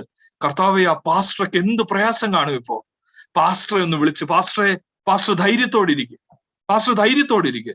ശുശ്രൂഷയിൽ ഒരല്പം പോലും പുറമോട്ട് മാറില്ലേ, ഞങ്ങൾ പാസ്റ്ററുടെ കൂടെ ഉണ്ട്, ദൈവം അവനെ മടക്കി കൊണ്ടുവരും. അതല്ലേ ആത്മീയത. 4-ാമത്തെ അധ്യായം 8-ാമത്തെ വാക്യം, ഇതാരോടൊക്കെയുള്ള ദൈവത്തിന്റെ ആലോചനയാ എന്ന് ഞാൻ പൂർണ്ണമായി വിശ്വസിക്കും ദൈവമക്കളെ. 4-ാമത്തെ വാക്യം, സകലത്തിനും മുമ്പേ തമ്മിൽ സ്നേഹമുള്ളവരായിരിപ്പീൻ, സ്നേഹം പാപങ്ങളുടെ ബഹുത്വത്തെ മറയ്ക്കുന്നു. ഇതൊക്കെ കണ്ടിട്ടുണ്ടോ ദൈവമക്കളെ? എന്ന് പറഞ്ഞാൽ ഇത് കൊട്ടിഘോഷിച്ചുകൊണ്ട് നടക്കത്തില്ല, ഗോസിപ്പാകത്തില്ല. 2-ാം അധ്യായം 1-ാമത്തെ വാക്യത്തിലെ 5 കാര്യങ്ങളുണ്ടല്ലോ, അതിന്റെ അവസാനത്തെ നമ്മുടെ മലയാളത്തിൽ നുണയെന്ന, പക്ഷെ അതിന്റെ യഥാർത്ഥ പരിഭാഷ എന്താണെന്നറിയാമോ? സ്ലാൻഡർ. എന്താ സ്ലാൻഡർ എന്ന് പറഞ്ഞാൽ അറിയാവുന്നത്? ഒരാളുടെ സൽഗുണത്തെ, സൽപേരിനെ തകർക്കാൻ ഒരുമ്പെട്ടിറങ്ങുന്ന ആ മാനസിക അവസ്ഥ. ഒരാളൊന്ന് കയറി വരുമ്പോഴേ ഏതെങ്കിലും ഒരു ഓപ്പർച്യൂണിറ്റി കിട്ടുന്ന എന്ത് ഉടൻ അറിയാമോ, പുള്ളിയെ നല്ലതായിട്ട് അറിയാമോ, ഇങ്ങനൊക്കെ ഉണ്ട് കേട്ടോ, അതൊക്കെ വെച്ചിട്ട് എങ്ങനെങ്കിലും തകർക്കണം. ഇത് ദൈവികമല്ല, ഇത് പൈശാചികമാണ്. ഇത് പൈശാചികമാണ്. ക്രിസ്തു സ്വഭാവം എന്ന് പറയുന്നത്, ഞാൻ പറയുന്നത് ചർച്ച് ഡിസിപ്ലിനെ കുറിച്ചല്ല. ചർച്ച് ഡിസിപ്ലിനിൽ ഞാൻ വിശ്വസിക്കുന്നയാളാണ്. ചർച്ചിൽ ക്രമം കെട്ടവരെ അതിനെ ശിക്ഷിക്കണമെന്ന് വിശ്വസിക്കുന്നയാളാണ് ഞാൻ. പക്ഷെ ഞാനിവിടെ പറയുന്നത് ശിക്ഷിച്ച് വെളിക്കളയല്ല, മാനസാന്തരപ്പെടുന്നവരെ യഥാസ്ഥാനപ്പെടുത്തുക എന്നുള്ള ഉത്തരവാദിത്വം നമുക്കുണ്ട്. മാനസാന്തരപ്പെടാത്തവരെ ഒന്ന് വെളിയിലാക്കി മാനസാന്തരപ്പെട്ട് തിരികെ വരട്ടെ, ആ പ്രിൻസിപ്പിൾ ഉണ്ട്. എന്നാൽ അബദ്ധം പറ്റിപ്പോയി, എനിക്കൊരു സെക്കൻഡ് ചാൻസ് ഇല്ല, സെക്കൻഡ് ചാൻസ് ഇവിടെ ഇല്ല, അത് ദൈവികമല്ല. സഹതാപം കാണിക്കണം, സഹതാപം. എന്നിട്ട് ആ ലിസ്റ്റ് തീർന്നില്ല. എല്ലാവരും ഐകമത്യവും സഹതാപവും സഹോദര പ്രീതിയും മനസ്സലിവും, ഒരല്പം മനസ്സലിവ് കാണിക്കണം. വിനയ ബുദ്ധിയും. അങ്ങനെ ഒരു ബുദ്ധിയുണ്ടോ? ഞാനത് ഹൈലൈറ്റ് ചെയ്തിട്ടിരിക്കുക. 2022 പ്രാർത്ഥനയാ, എനിക്ക് ആ വിനയ ബുദ്ധി തരണേ കർത്താവേ. Lord make me like you. യേശു കർത്താവിനെ പോലെ ആക്കണമേ എന്നെ. ആ വിനയ ബുദ്ധി, എന്നെ തന്നെ വലിയൊരാളായി ചിന്തിക്കാതെ, കീപ് മീ ഹംബിൾ ലോർഡ്. ആ വിസ്ഡം എനിക്ക് തരണമേ, വിനയ ബുദ്ധി. ഞാൻ 2 പത്രോസ് 1:3 കാണിച്ചില്ലേ, നമ്മളെ വിളിച്ചാടെ ഗുണം. തന്റെ മഹത്വത്താലും ഗുണത്താലും എന്ന് വായിക്കാനാണ് എനിക്കിഷ്ടം. മഹത്വത്താലും വീര്യത്താലും എന്ന് ഉള്ളതിന് പകരം മഹത്വത്താലും ഗുണത്താലും. ഇനി നമ്മളെ അതിശയിപ്പിക്കുന്നത് എന്താണെന്നറിയാം? 2 പത്രോസ് 1:5 നോക്കി. അവിടെ എന്താ എഴുതി വെച്ചിരിക്കുന്നത്? ഓ, വിശ്വാസത്താൽ രക്ഷിക്കപ്പെട്ടു, വിശ്വാസത്തോടൊന്നും കൂട്ടരുത്, വിശ്വാസത്താലാ രക്ഷ. ശരിയാണ് പറഞ്ഞത്, വിശ്വാസത്താലാ രക്ഷ. പക്ഷെ രക്ഷിക്കപ്പെട്ടവരിൽ ഒരു കാര്യം കാണണം. എന്താണെന്നറിയാമോ? അത് നിമിത്തം തന്നെ നിങ്ങൾ സകല ഉത്സാഹവും കഴിച്ച് നിങ്ങളുടെ വിശ്വാസത്തോട് എന്തോ വേണം? വീര്യം. അവിടുത്തെ യഥാർത്ഥ വാക്ക് ഏതാണെന്നറിയാമോ? സൽഗുണം. ആ 1 പത്രോസ് 2:9 അതേ വാക്കാണിത്. 1 പത്രോസ് 2:9 വിളിച്ചവന്റെ സൽഗുണം ഘോഷിക്കണം. അതേ വാക്കാണിത്. വിശ്വാസത്തോട് സൽഗുണവും കൂട്ടണമെന്ന്. പല വിശ്വാസികളുടെ ജീവിത നിമിത്തം ദൈവനാമം അപമാനിക്കപ്പെടുകയാണ്, ദൂഷിക്കപ്പെടുകയാണ്. കാരണം വിശ്വാസം ഉണ്ടെന്ന് പറയും. ഓ, എനിക്ക് വിശ്വാസമുണ്ട്, ഞാൻ രക്ഷിക്കപ്പെട്ടു, സ്നാനപ്പെട്ടു. പക്ഷെ ഈ ഗുണമില്ല. ഏത് ഗുണം? യേശുവിന്റെ ഗുണം. ആ ഭാവമില്ല. ഇവിടെ പറയുന്നത് വിശ്വാസത്തോട് വീര്യവും അല്ലെ ഗുണവും പരിജ്ഞാനവും ഇന്ദ്രജയവും സ്ഥിരതയും ഭക്തിയും. അവിടെയും തീരുന്ന എവിടാന്നറിയോ? ഭക്തിയും സഹോദരപ്രീതിയും സ്നേഹവും കൂട്ടണം. ഈ കാര്യങ്ങൾ ധ്യാനിച്ചുകൊണ്ടിരിക്കുമ്പോ അവസാനത്തെ ഒരു കാര്യം കൂടെ പറഞ്ഞ് ഞാൻ അവസാനിപ്പിക്കാം. ഈ വിശ്വാസികൾക്ക് പറ്റിയ എന്താ? സൽഗുണം ഘോഷിക്കുന്നതിന് പകരം, വിളിച്ചയാടെ ഗുണം വെളിപ്പെടുത്തുന്നതിന് പകരം അവരോർത്തു എന്റെ സമൃദ്ധിയാ വെളിപ്പെടേണ്ടത്. ഓ, കർത്താവ് എനിക്ക് ഇത് തന്നു, കർത്താവ് എനിക്ക് അത് തന്നു. വിളിച്ചയാടെ ത്യാഗത്തിന്റെ ഗുണമല്ല, വിളിച്ചയാൾ നിമിത്തം യേശുവിനെ ഉപയോഗിച്ച് ലാഭം ഉണ്ടാക്കി അതിനെ കാണിക്കുക. 1 പത്രോസ് 1:14 നോക്കിയേ. അതുകൊണ്ടല്ലേ പത്രോസ് അത് പറയേണ്ട വന്നത്. എന്താ 1 പത്രോസ് 1:14? നിങ്ങളുടെ അജ്ഞാന കാലത്തുണ്ടായിരുന്ന മോഹങ്ങളെ എന്താ? മാതൃകയാക്കല്. എനിക്ക് നിങ്ങളോടും പ്രസംഗകൻ എന്ന നിലയിൽ എന്നോടും ഈ വചനത്തിന്റെ വെളിച്ചത്തിൽ പറയാനുള്ളത്, നമ്മളെ എല്ലാവരെയും കർത്താവ് സൂക്ഷിക്കട്ടെ ദൈവമക്കളെ.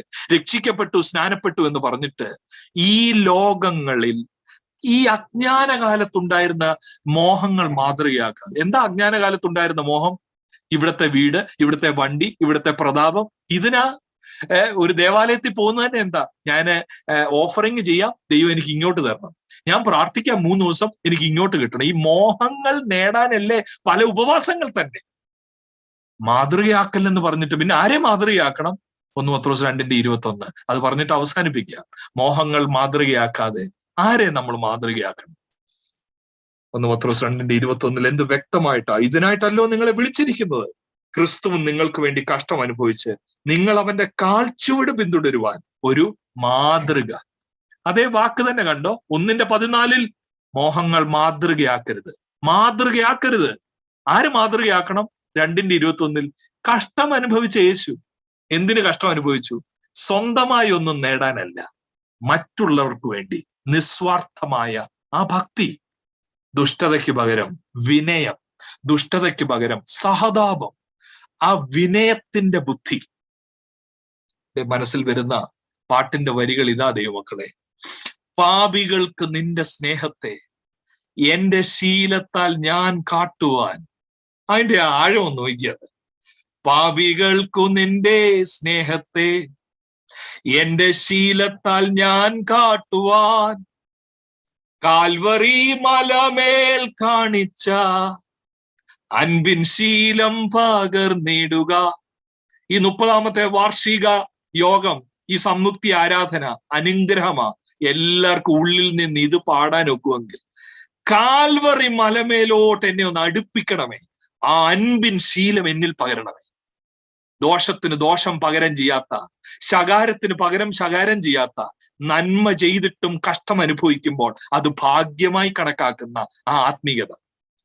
എന്റെ ആയുസ്സിന്റെ നാളെല്ലാം നീ പോയ വഴിയേ പോകുവാൻ ആശയോടേശുവേ എന്നെ ഞാൻ. അടുത്ത വാക്കെന്താ? ജീവബലിയായി നൽകിടുന്നേ. എന്തിനാ നമ്മളെ വിളിച്ചിരിക്കുന്നത്? 2:4-5 മനുഷ്യർ തള്ളിയതെങ്കിലും ദൈവസന്നിധിയിൽ ശ്രേഷ്ഠവും മാന്യവുമായ ജീവനുള്ള കല്ലായ അവന്റെ അടുക്കൽ വന്നിട്ട് നിങ്ങളും ജീവനുള്ള കല്ലുകൾ എന്ന പോലെ. എന്തിനാണ്? യേശുക്രിസ്തു മുഖാന്തരം ദൈവത്തിന് പ്രസാദമുള്ള ആത്മീക യാഗം അർപ്പിപ്പാൻ. എന്താ ആത്മീയ യാഗം?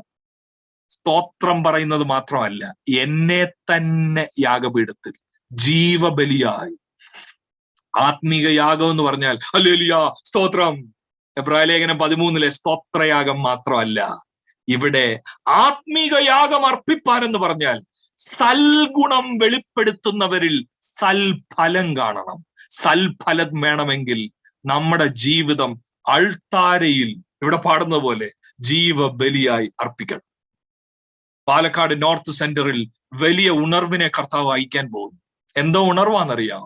ഈ വചനപ്രകാരം ജീവിക്കാനുള്ള ആ ഒരു ആവേശം എല്ലാവരിലും വരുമ്പോ നമ്മുടെ കൂടിവരവുകളിലൂടെ ലോകം കാണും ഇത് വേറിട്ട കൂട്ടമാണ്.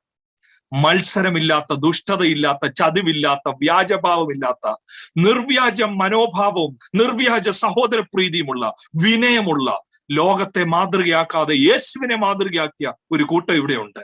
ഞങ്ങളുടെ അയൽവക്കത്തിലുള്ളവർ അങ്ങനെയാ. അതിലേക്കാണ് കർത്താവ് ഇന്നത്തെ ദിവസം നമ്മളെ വിളിക്കുന്നത്. കണ്ണുകളെ